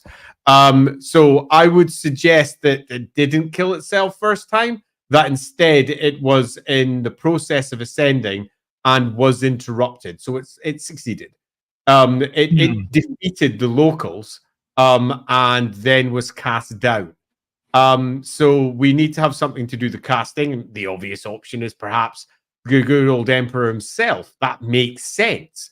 He intervenes, and throws the god into the only place where the god itself might not survive in the process of ascending. We also get the lovely awareness as he gets there the second time and realizes that at the heart of the Whooshing Compass is pure chaos, literal gifts from the four chaos powers for the ability to control the winds of magic, the ability to control the demon princes. It lies there. And that's a really interesting idea. And that would explain why the Dragon Emperor would be like, no. Yeah. Absolutely not. And also possibly this can be a really fun event. But no, I think that's enough of awareness in and of itself. We've got the Emperor who's cast him down and killed what should be unkillable, but hasn't killed it because of the nature of what happens down at the good old Galleon's graveyard. It comes back, fights all the way back up, and it's not until it reaches there for the second time that it realizes what the Throne of Chaos is. The Throne of Chaos is the ability to rule all of the demon princes, including all the ones that believe they're not aligned, the ones that are all sitting there doing their own thing in the periphery. If they are close to the material realm, they will be controlled by the person that effectively controls the Throne of Chaos. We've got our answer as to what the Throne of Chaos is. We know what the Zinch Brothers are going to do. And it lies at the heart of the Whooshing Compass, and it explains how the Whooshing Compass can do what it does as well, and also taps into the potential thing that we discussed, which is that the Emperor himself is sort of falling. The Emperor himself has been dealing with tainted artifacts and taking on taint for so long that the Emperor himself can no longer manifest and stop him. So on this second arrival, we're going to have no Emperor stepping in. I love that, because that would also be such a good, this is the end times of that. He is able to do something to the compass that makes it where the demon princes are no longer controlled. Of that, the end is coming. So the question then is, how do we resolve the Zinch plotline? Is Zinch here successful, unsuccessful, or something else? I have an idea. Give us an idea. We've got a lot of super chats. Can we get through some of those first? Super chats first, then I'll say my idea. Mr. Pig, the compass was cast using the earth where Be'lakor ascended. That's a potential fun idea. That it was used as a mold in the place where he literally... Or it's possibly Bellacor's body and bones. Yeah. Oh, wouldn't that be fun of like when Be'lakor ascended, it left like a scarring of like the 8-pointed star on the ground, and it's revealed that the compass has 8 points to point in because it's the 8-pointed star of chaos. Yeah, that would be quite fun. Yeah. Hogan, what if the Great Kurgan was actually Be'lakor's simply Be'lakor originally, and the brothers are each gods attempting to kill or replace him? The Great Kurgan, funny enough, is not early enough to be Be'lakor. No. He shows up much later in the storyline. Yeah. Be'lakor is early. Be'lakor is an entity that is from pretty much the Cataclysm, and was the first one tempted to chaos who succeeded in getting their interest and became the first demon prince. So way before, sadly. Yeah, plus, most evidence we have, it's not guaranteed, but most evidence we have points to Be'lakor not being human originally. I mean, even the name Be'lakor, I mean, it's very much obvious what it probably is. He's probably an elf. He's an elf. Maybe the Tzeentch brother acquires pieces of his brothers, such as a brass skull, a maggot body, and a jaded heart. He puts them in his crystalline magic body and becomes a new amalgam. That's interesting. Now, I was rubbishing the whole concept of a Voltron, but this is now moving towards the core of what that character is. What if it's our Sile the Faithless guy who's collecting bits of the brothers? So Sile the Faithless is going to make a deal with Tzeentch. That's interesting. There's something potentially in that. We'll come back. Okay, so let's hold that because there might be some other cool ideas. But I'm loving the idea of Sile the Faithless being the one that brings these to the Tzeentch brother, either after a defeat, perhaps after a defeat there at the compass, or perhaps at the compass. There's definitely something in that. Alfred, go slap yourself for even suggesting that. Slap yourself right now. Go watch LAWhammer. BF240K, go watch LAWhammer. Ricky Chapman, the Tzeentch brother, realizing he's been tricked and manipulated, so he resurrects his brother to get their revenge on the being who's pulling their strings, Be'lakor. I would avoid this because you go first. Sorry. There's something there, but I will say that honestly, if I was gonna have the brothers realizing they'd been manipulated by powers and wanting revenge and organizing themselves in a surprising way, I would not have them going up against Be'lakor per se. I would have them more turning on like the gods themselves. Yeah, that does seem to make more sense. In this case, Be'lakor is not manipulating them. Be'lakor makes a deal with Slaanesh that Slaanesh is happy with. The Slaanesh champion gets killed. The Slaanesh champion defeated a god. Be'lakor gets what it wants, the blood of a god to continue its schemes. All in all, everyone comes out with a win there. Be'lakor is not necessarily the great manipulator of this tale. Be'lakor is a character in the tale. And at the point we're currently at, Be'lakor is the instigating point for the Throne of Chaos. And it's not the Be'lakor sitting there cackling away on a throne going, ha ha ha, you have to defeat me, ha ha ha, or anything equally. Yeah, he's too busy doing that until Warhammer 3. Yeah, totally. Be'lakor was literally gifted with extraordinary powers by the 4 powers of chaos. This is listed directly in Be'lakor's listing in more than one place. Part of his background is that he was supposed to be the greatest champion of chaos because the chaos gods themselves could not really walk the world anymore. So Be'lakor was going to do it in their behalf, and Be'lakor betrayed them all and became a god of such enormous power that the 4 chaos gods were a little bit, whoops. I think we may have made an error here. And they end up cursing him to the eyeballs later because of all of his betrayals. So he's no longer the entity he used to be, and he used to be all-powerful. And what we're suggesting here is that those powers, those gifts, are now stacked into and trapped within the Wuxing compass. And that is the Throne of Chaos, the ability to control the winds of magic and the demons that are going to come into the world. I love that so much. And that ties in so well to our absolute insane conspiracy theories about the Dragon Emperor. Go watch our Wuxing. It all loops together nicely. Yeah. Captain Magma, his ascension site should be solved in this story, but I think Bellacor's original identity should stay a mystery. Agreed. You should never reveal who Bellacor was. Yeah, ever. Absolutely. That's not what this is about. This is also not Bellacor's story per se, but it's the story of the Throne of Chaos, but it's directly tied to Bellacor, which is why it's absolutely essential that he's introduced earlier in the books, book 3 in this particular case, so his story can be investigated and understood by the time we then hit book 4 and we realize what the Throne of Chaos is. Jonathan Scott says, having you on Bo say, how many times must I kill you during their confrontation at the Compass, implying that this isn't the first time he's resurrected. I would replace this with probably the Dragon Emperor, but I would love actually, you could have Yin Yin almost say this. I love the idea that him facing someone in Cathay who's like, you're like... Having Yin Yin say that, though, as a hint towards what's coming later. Yeah, like that's the first thing the Siege champ is supposed to go, wait, what? As the Siege character's like, no, this is my first time. And Yin Yin literally furious. I for the last time, there's something in that.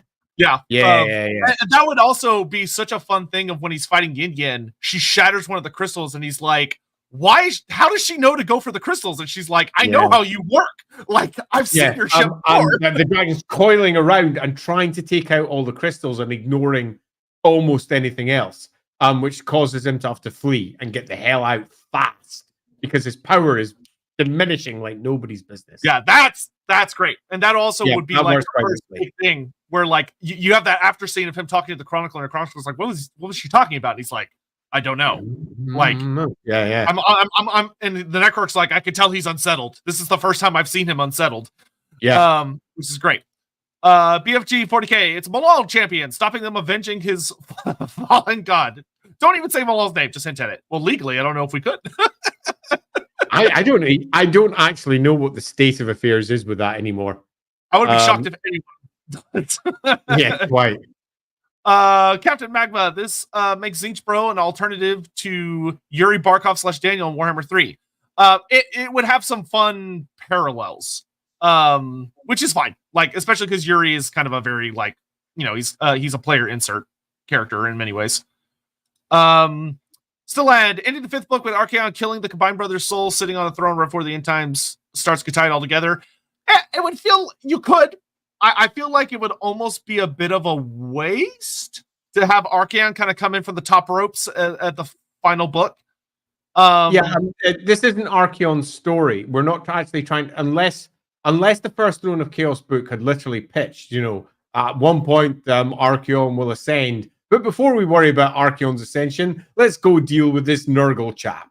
If it had opened with something like that and they were discussing the end times and how the Throne of Chaos would be central to that, that would have been a lovely through, like a C thread, a D thread that could have turned into an A plot near the end. But that wasn't the case. And we're intending on concluding the Throne of Chaos as it was pitched by Games Workshop, which means that it's not Archaon's tale, it's the tale of these 4 brothers. Yeah, I think it's fine to have like an epilogue scene that mentions the, Archaon's rising star, but it would just be a mention. Very possibly, it could end with a mention of Archaon becoming aware that if he could seize the Throne of Chaos, then he will be the ever-chosen that succeeds. And that could then turn into a far better tale where we discuss what happens in Cathay in the end times. And it's not just a bunch of orcs go crazy and wipe out everything that's not in the Empire. It's actually Archaon making a directed attempt to take that out so that he can ascend the Throne of Chaos and gain control over all the demon princes and really piss off Be'lakor. I do love that. On thematic level, the Great Kurgan and Be'lakor are actually pretty similar characters. Favorite champions of the gods, abandoned, dejected by their masters. It's an interesting through line. Yes, though, interestingly, the Great Kurgan actually adhered to his deals and did not betray the gods, whereas Be'lakor did. So there is a distinct difference between the two. Yeah, there is. How does the Moon Empress play into all this? You would probably, as you're reading through the 4th book of Zinch, there would probably be like a nice aside text box when you're going through the Cathay stuff that talks about her. Like, she probably wouldn't have like a direct intervention in the story, but there would be like chat about, like how if you read like the Chaos Dwarf section in TAMURKHAN, it talks about Zarnagrind, but Zarnagrind isn't actually in the story. Yeah, so I would have the expectation that she would and the Emperor would come out and defend the Whooshing Compass, but they don't. And no one understands why. And the real reason, at least in our version of it, is because the Emperor's dying. The Emperor's riddled through with chaos, and without her at his side, he will actually die. And she's basically tending him. She's one half of the yin to the other yang. They'll not be able to survive without each other. So they're basically pieces that are taken from the board, leaving the kids to deal with everything. Yeah, the one guy you know, the story of the four brothers is a lie. They were mortal champions in Be'lakor's empire. He was the great Kurgan. They were his children. When the gods cursed Be'lakor, they stole the champions away. So actually, there's a slight twist on this that I think is potentially very interesting, which is that the story of the four chaos gods is a lie. Hmm. And that Be'lakor's throne and everything else around it is a lie. And that Be'lakor was the one that was in control. And it's the chaos gods that usurped Be'lakor and twisted him. There's all manner of crazy stories you could go for. And I do think that sort of thing where you've got to realize that the original stories, the stories, pardon me, that are talked about in the Warhammer world are 8,000 years old. And they are retold and retold and retold.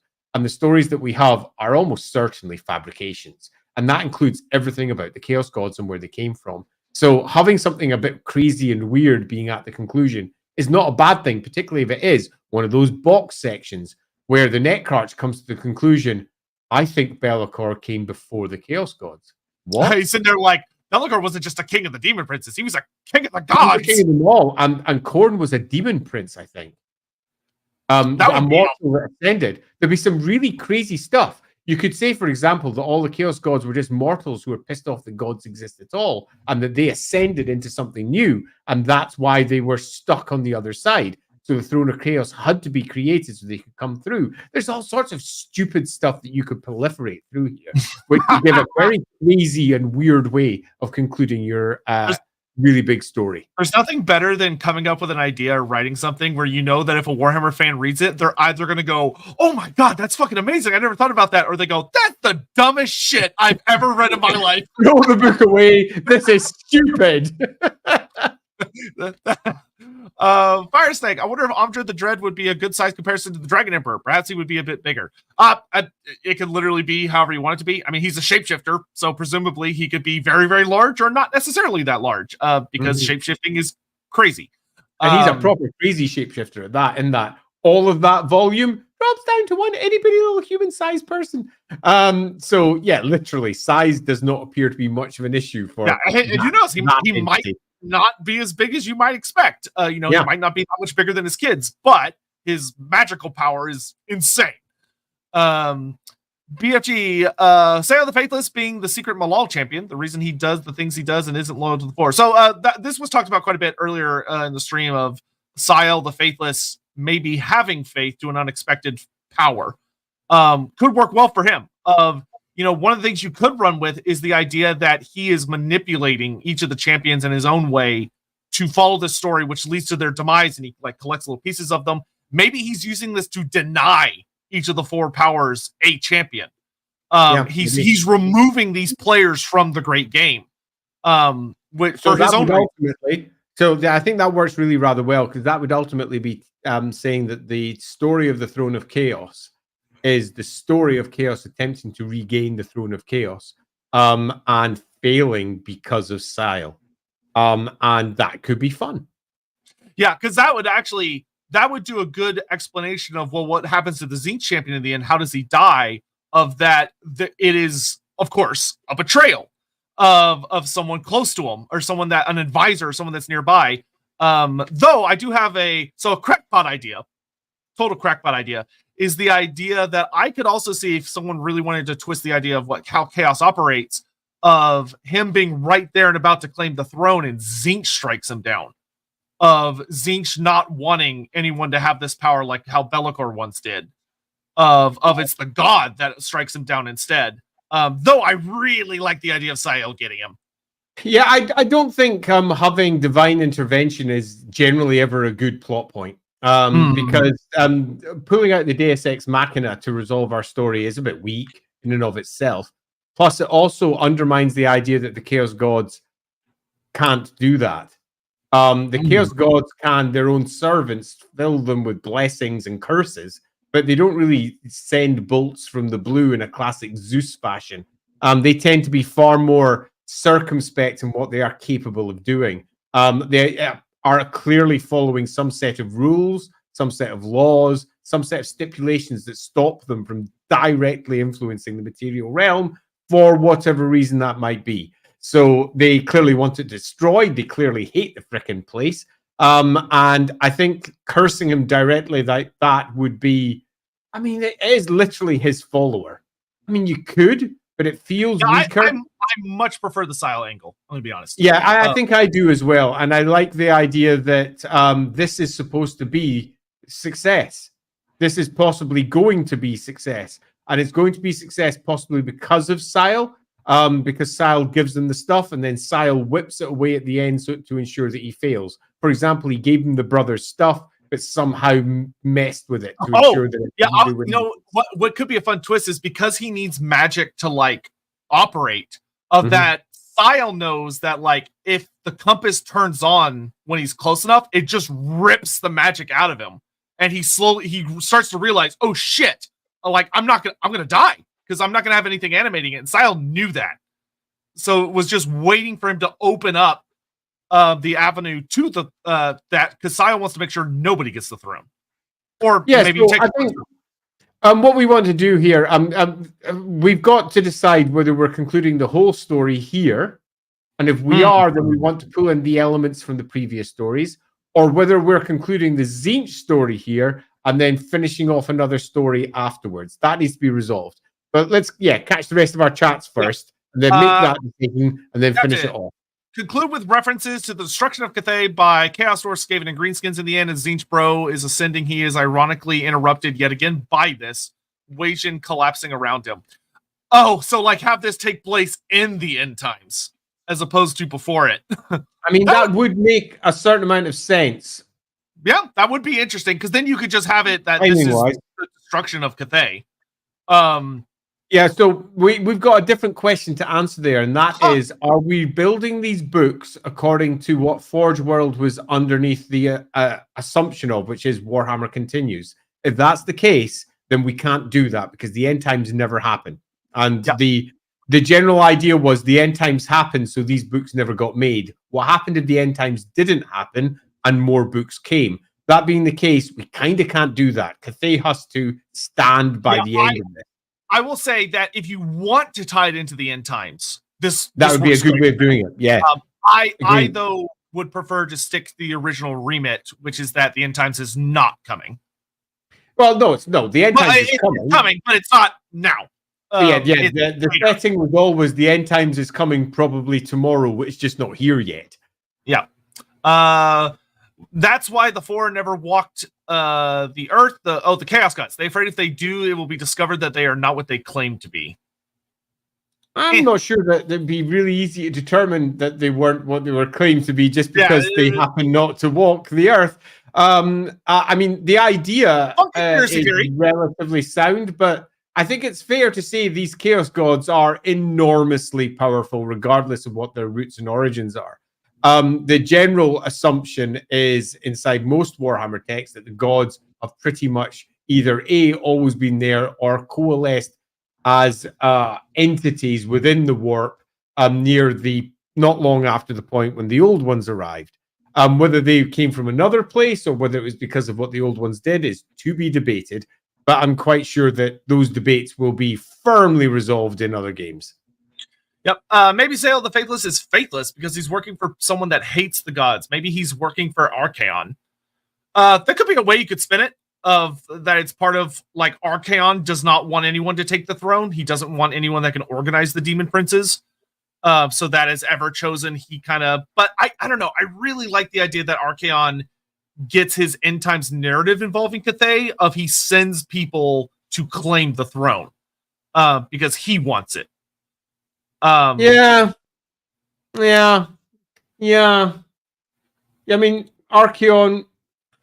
Archaon's story isn't about that. Yeah, it would still feel very like, I don't hate it, but it still feels to me like a steel chair from the top rope. Of like, oh, he came out of nowhere, which I really want to avoid that. Yeah, me too. I'm not sure that having Archeon as anything other than a possible and it's all finished. Here's a tiny little what could potentially come next thing. Because you always want to have the 5 minutes to midnight. We're almost at the end times conclusion. And having the conclusion being Archeon is aware that should anyone ascend the Throne of Chaos, and if he should ascend the Throne of Chaos, he's going to win. He'll be the first ever chosen who could win. And that could be awesome as a nice little concluding point. So I really wouldn't I wouldn't like Archeon to come in any other way. I mean, it could be literally Sail going to Archeon. If you did, to provide us with that link to this campaign through to Archeon. I agree. And it could be that's, one of the sagas that took place during Archeon's many couple hundred years that he's running around collecting artifacts and stuff, is that maybe there was a time he did make an attempt and it just, it didn't work, or he wasn't able to get there, and stuff like that. There are things you can play around with. So the question is, are we resolving the entire story here by the compass? Or are we going to have the compass event have a conclusion, an end, and then we move on to how it ends?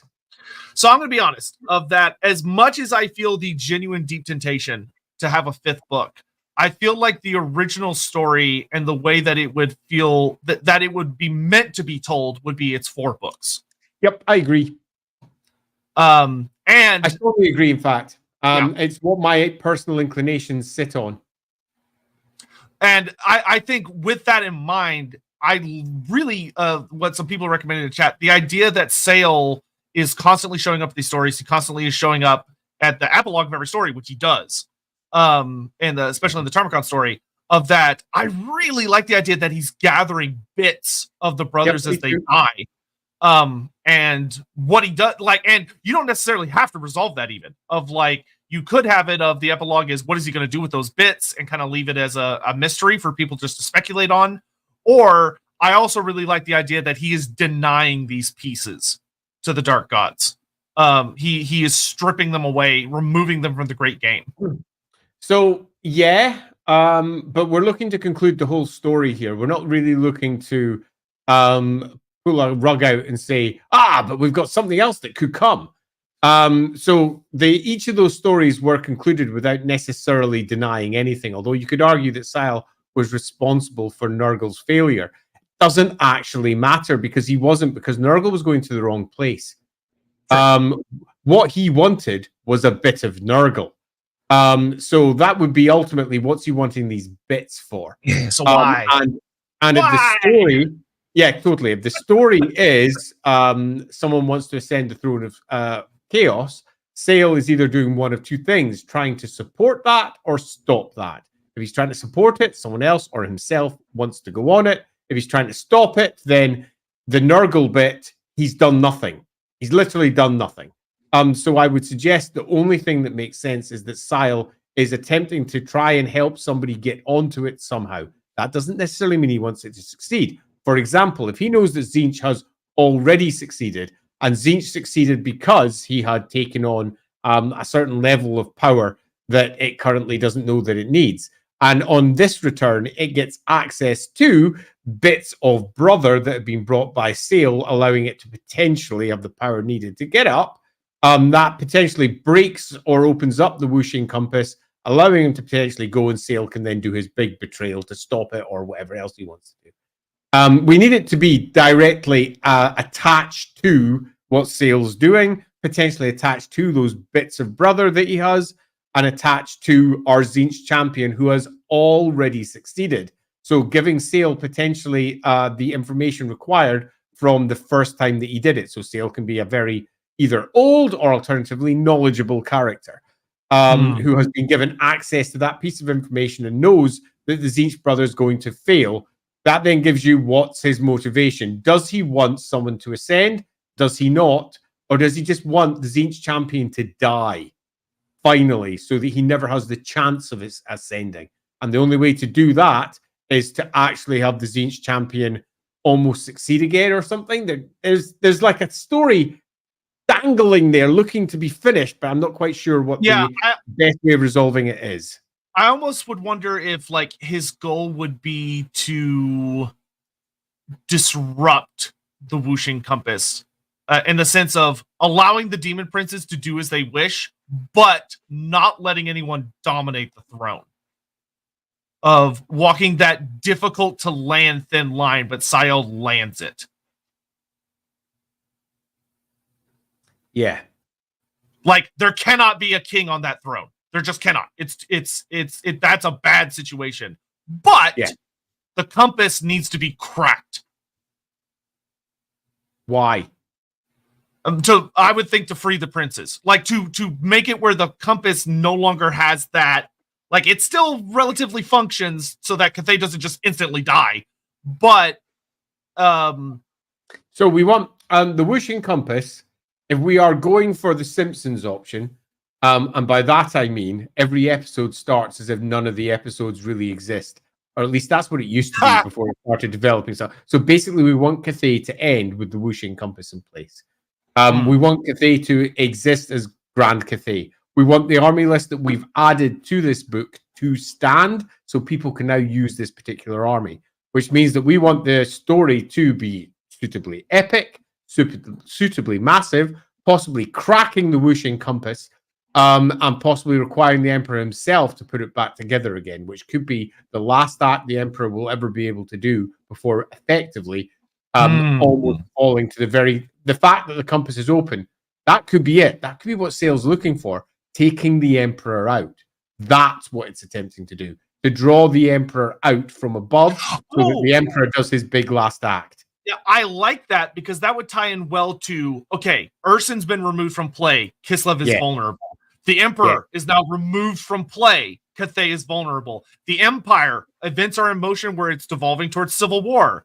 And the Corn Brother has killed a big second generation Slann, and the Lizardmen are now in many ways removed from play. So yeah, what we're looking at is effectively, it's who is Sail ultimately? Because once you answer that, we've got an idea of what he's doing.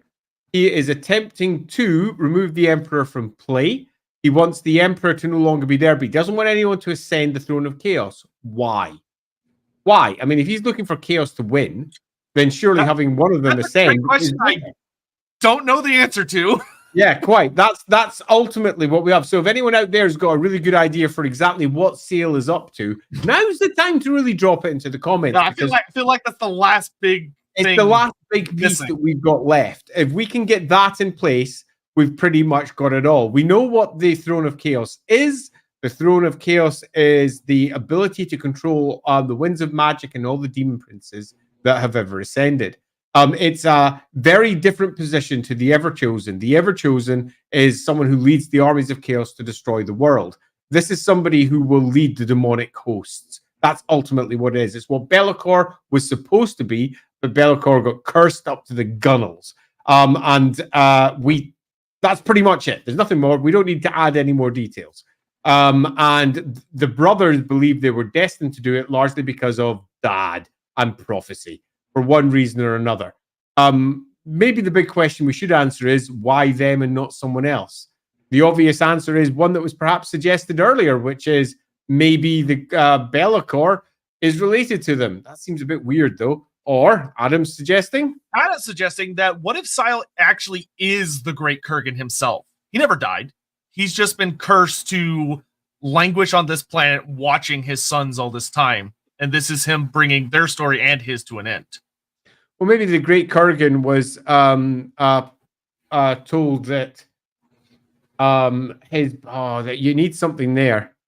I can taste something there, but I can't form it into words. Yeah, we need. I mean, the great Kurgan. Like either like Sael being like an advisor of his, and he knows something that this Kurgan told him.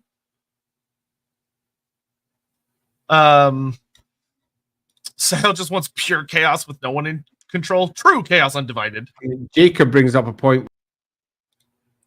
Oh, we lost Andy. Uh-oh.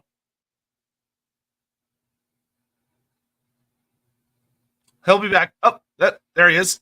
There he is. And he's back.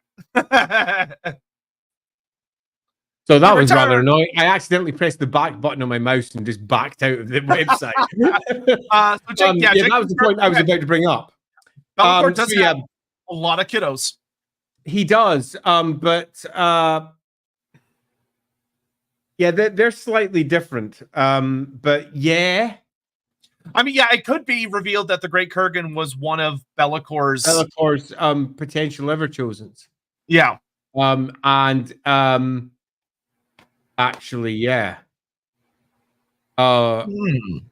Yeah, because it's his power, and that means it's going to be his bloodline. I mean, you could do that, but why these 4 in particular? Why not one of his other kids? He's had a lot of them that have been kicking around at various points. There's I will say I like the idea that Sale knows something the brothers don't about Dad. Whether that's he was Be'lakor, or like he had the bloodline of Be'lakor, or that there was some secret that the Kurgan told Sale about his sons. And the question is, do you want it to be a betrayal type secret, or a almost God, that's tricky. That's really fucking tricky. Okay, so just because folks are discussing over the chat a fair bit, particularly BFG 40K there, my Malal answer is the best. Then all we need to do is bring in Games Workshop's replacement for Malal, Be'lakor. Be'lakor basically is Malal, the chaos god that fought against chaos, and was pushed aside because of that, and is in many respects a new replacement for, say, what Drakenfels was doing in many ways, but much like Nagash was. So if that is the answer, then very loosely, Sale is somebody that knows the truth, in heavy quotation marks here. And that is that it takes the direct line of Be'lakor to claim the throne. And Be'lakor's direct line is not that broad. And the Great Kurgan being one of those then leads to the Great Kurgan's kids. And there is no one else who could claim it because they don't have the right blood. We can even reinforce that with the potential stress for Ursun's blood being needed for other things during the course of the 3rd book, and the importance of blood. We can have the lies that the kids have clearly been told, because each one of them has a completely different story about the Great Kurgan. And we know that that's not true, because by the 4th book, we can see quite clearly the Great Kurgan can't be all 4 of those things. The Great Kurgan must be something else.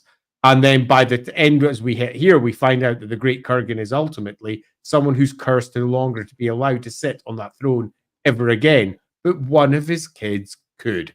So we have a reason for why they are, in particular, are prophesied to be able to do it, because they're of the direct line. And that then leads up the inevitable conclusion for anyone that knows Games Workshop lore. They can go, oh, wait a minute, there's another kid out there who could do this, which allows us to have our epilogue right at the very end, where Archaon becomes aware of and is also the child of Be'lakor, so could ascend the throne of chaos. Yeah, I also, what I kind of like is the idea that Sale, if Sale is loyal to this idea of like bringing about the end times and is a true chaos character, that I like the idea of Sale knowing that these brothers cannot be allowed to ascend because they only represent one aspect of chaos. They are monogod. It has to be undivided. It has to be Archaon. Because if one of them does it, then ultimately it will fail, because the other 3 will.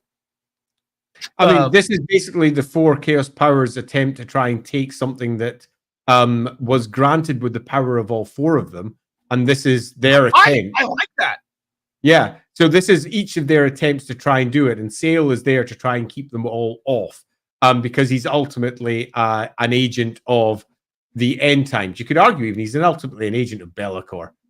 Because it's Be'lakor's, and not necessarily a direct agent per se, but most certainly an agent to the general cause and the cause of chaos winning. Yeah, I love the idea of him having an understanding that if it has to be an Everchosen. Yeah, it has to be an Everchosen, and and this also playing into of the popular idea of like, oh, does the Everchosen have to be undivided, or could he have been just like belonging to one character? And Sale adding some lore to that of it must be undivided. Okay, so what we could really do then, if we're making it really fuck up at the end, is that we could have our Bretonnian character, because she's carrying the blood of Be'lakor within her then, do something. And that's definitely something that we could do to try and tie in it towards the end, because if we've got her as an established character kicking around, Sale comes to her at the end of the third book. And Sale setting it up, we could even really twist it up in a weird way by having that blood be extracted through a variety. We've got a vampire who's got some of that blood inside it as well. So there's something you could do to really fuck this up in a way that's unexpected, perhaps nullifying the Throne of Chaos if you're looking to make Sale someone that's trying to stop it, or reinforcing or breaking down what Tzeentch is doing. Oh, I would actually, that would be interesting if the story is like, oh no, so no one ascends the throne, but the throne is destroyed. The throne is broken. That is interesting, because then that opens up the idea of, well, what would that mean of if this ascension represents like Be'lakor's once dominance? Does that power start flowing back to then the true heir of Be'lakor being Archaon? Or Be'lakor. Or Be'lakor himself, and then you get that big punch up between him and Archaon, where that Archaon ends up winning. Ooh! Now, there's something in that.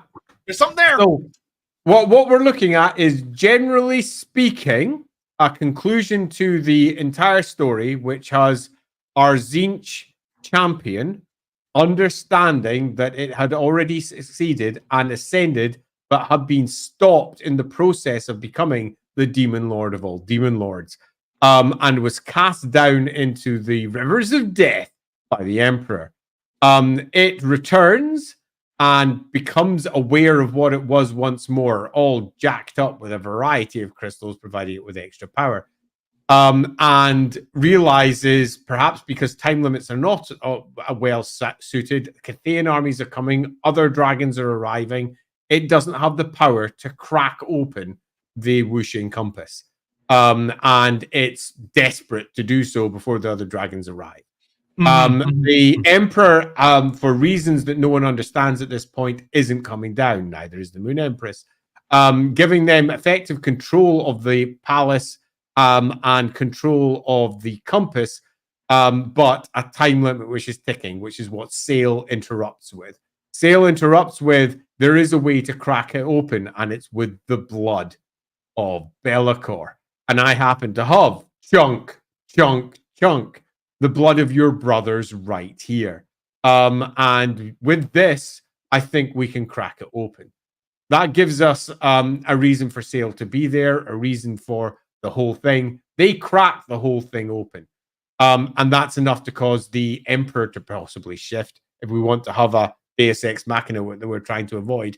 I think the better option is to have Sale both crack it open, make it work, and then break it. As in the point of weakness, he kills the Tzeentch brother, who should be unkillable. Yeah, I would love that, because like I could see the compass, that opening of it, the cracking of it, like magic just starts being like, and the Tzeentch brother, he like Sale would quite literally have him by the throat at that moment without the Tzeentch brother realizing it. Of that, everything that ties him to the material realm is now going. It's going in there, and he just falls apart literally. Yeah. And Sale, who is interested in only one person getting access to that, and that's Archaon, has managed to successfully stop all the others from doing so. Yeah, and that also does a nice tie-in for the end times thing of now Cathay is wounded, deeply wounded. And the Emperor rebuilds the compass, which wounds the Emperor. The Moon Empress is now stuck with the Emperor. If she leaves him at all, he dies. It's not I could sneak away for an evening as it was before. It's he's dead. That's it. Yep. Dead. Yeah, which makes it's worse than 11th dead. Hour scenario. Yeah, it's worse than dead. He will corrupt to chaos. So she's basically the good half, and he's now Morsleib, and she's Mansleib. It's so good. It's so good. And we get to have ourselves a lovely piece of art at the end with the pair of them cycling around each other. And that's really nice. And we can conclude with the epilogue being Sale telling Archeon that Cathay is the answer to becoming the Ever-Chosen that succeeds. And possibly even... I don't know, that'll do. That'll give us... I think that works right. Of Sale going to Archeon and saying, like, it's time. Like, yeah.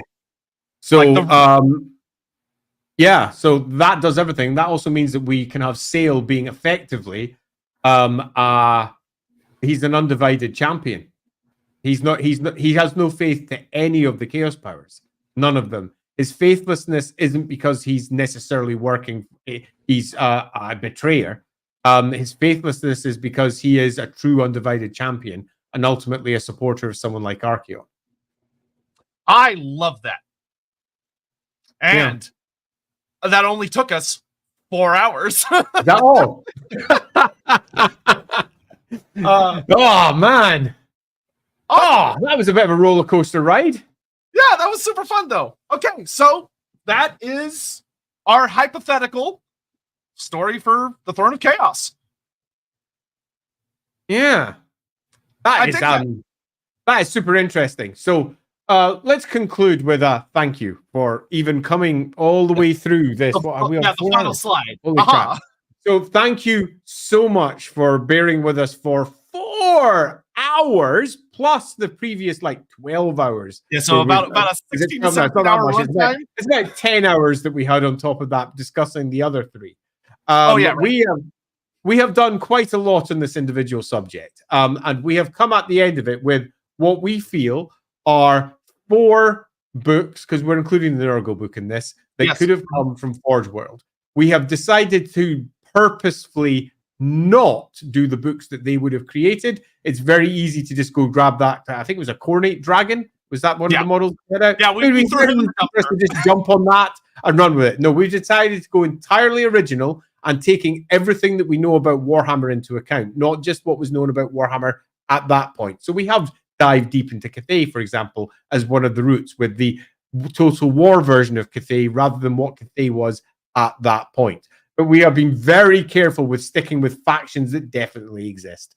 I think by the end of it, we have a tale that explains what the Throne of Chaos is. The Throne of Chaos is Ascension. Well, that's what they all think it is. In fact, it is becoming the Demon Prince of all Demon Princes, is taking over Be'lakor's crown. The great throne that he is supposed to have. Be'lakor now has a completely different set of goals in place, is no longer chasing that. As far as he's concerned, it says anyway. But he's been cursed out of that nonsense, but it still exists as a thing. I do think there is a lot of other potential stories we could tell with this, like, for example, Be'lakor being pissed at anyone trying to take what he considers to be his. It would be easy to include Be'lakor in at the end. But I don't think it's necessary. I think we have a pretty strong story without him. But even then, we could include him. Sale, for example, could be tied to Be'lakor in some weird ways. There's lots of different ways we could tell this same story. So if you've got any other ones, do dive into our Discords.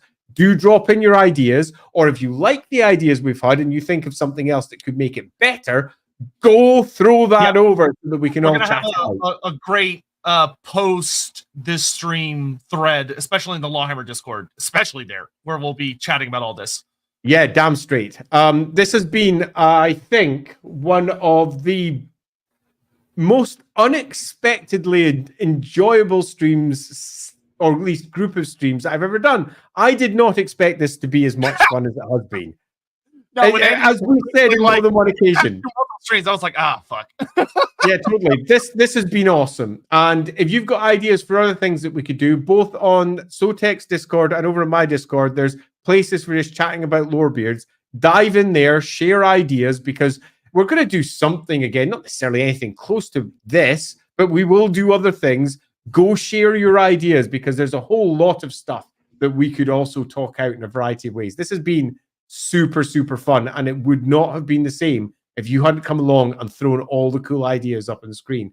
You have made this stream worthwhile. So thanks so much for turning up to watch. Yeah, and I will just reiterate, agree with Andy, that the most special thing about this was that it was quite literally a community effort. I mean, like I said, I was going through that Google Doc about like, oh, who suggested this idea and who suggested this idea, and it shocked me how much of a mix there genuinely was. Oh, here it is. By Aleph, but I believe this is open for anyone to add to if they want to contribute, of him quite literally going through and messing with like crediting, oh, who suggested this idea and who suggested this idea. And it's shocking to me in like an excellent way how much of a mix there was of different people submitting different ideas that we ended up using. It wasn't even like, oh, that someone suggested this idea and we were like, like it made me laugh how much there are parts of me that were like, oh yeah, me and Andy came up with some good ideas, and I read it and go, oh yeah, me and Andy didn't come up with any of that shit. We just kind of wiggled it around a little bit, and that's great. That's fucking awesome. This has been such a blessing, and it's such a fun time. Thanks so much, and also thank you so much for putting up with our relatively tight, let's say, tram lines, where we were very keen to ensure that it went in one direction, because it meant that we had to dismiss a lot of really, really good ideas. And if we did that to one of your favorite fan theories or favorite ideas that you put forward, super sorry for that. But I think that having the clear direction from the outset is what made sure that we could finish it within, 12, 16 hours, rather than still being here 9 years from now going, and now let's add this. Yeah, we could easily have done that. Yeah, and I truly believe, this may not also always be the case, but in my experience, it really feels like a lot of creative ideas become so much stronger under constraints, as opposed to just whatever. Also, sorry. It must suck right at the very end. Oh, I'm so sorry. Catch the VOD and also join us for the post discussion in the Discords. But yeah, I did post that Google Doc if anybody wants to help with that, with like collecting ideas and who suggested all those things. If you want to rewatch through the streams. And thank you for all the art as well. The art has been incredible. And there was so much I didn't show. There was so much art that either came in after I'd already made the PowerPoint or was about things that weren't really part of the PowerPoint, like Gideon with like just a billion fucking unit ideas. So please be sure to go check out, I have a fan art thread on the Discord that you can check out that has all of it posted really easily. And yes, so to just answer this, it will be available the second the stream is over on the LAWhammer channel. So right here where you are, this video link that you're watching as you post this will have the YouTube literally just hit refresh immediately. So yeah, just press play and you'll have it. Yeah, and also, me and Andy will both, will make a playlist on our channel that has both channels of like, here are the TAMURKHAN'S streams. So you can watch those really easily back to back. Definitely worth doing, because these have been a great chunk of streams, and they have landed in a place that are so beyond my wildest expectations. And again, as we've said, that's entirely down to yourselves. You have made this work. And if we ever do anything like this again in future, I know a lot of you watch these streams much, much later, sometimes like a week later, 2 weeks later, whatever. But if you can watch live, do dial in live, because it makes such a difference for building up and contributing towards what we think is some super cool stuff. Yeah, because it's so much easier for y'all to participate when live. So yeah, anyway, we're gonna get out of here because I can feel my blood sugar going woo because I need to eat. I can feel the need for sleep because it's now 4:16 in the morning. Holy fuck, Jesus. All right. So thank you all so much again for spending time with us. We love you all very much. We appreciate your faces. And we'll see you sometime in the future. Or Sunday. See you next time. Bye-bye. Bye.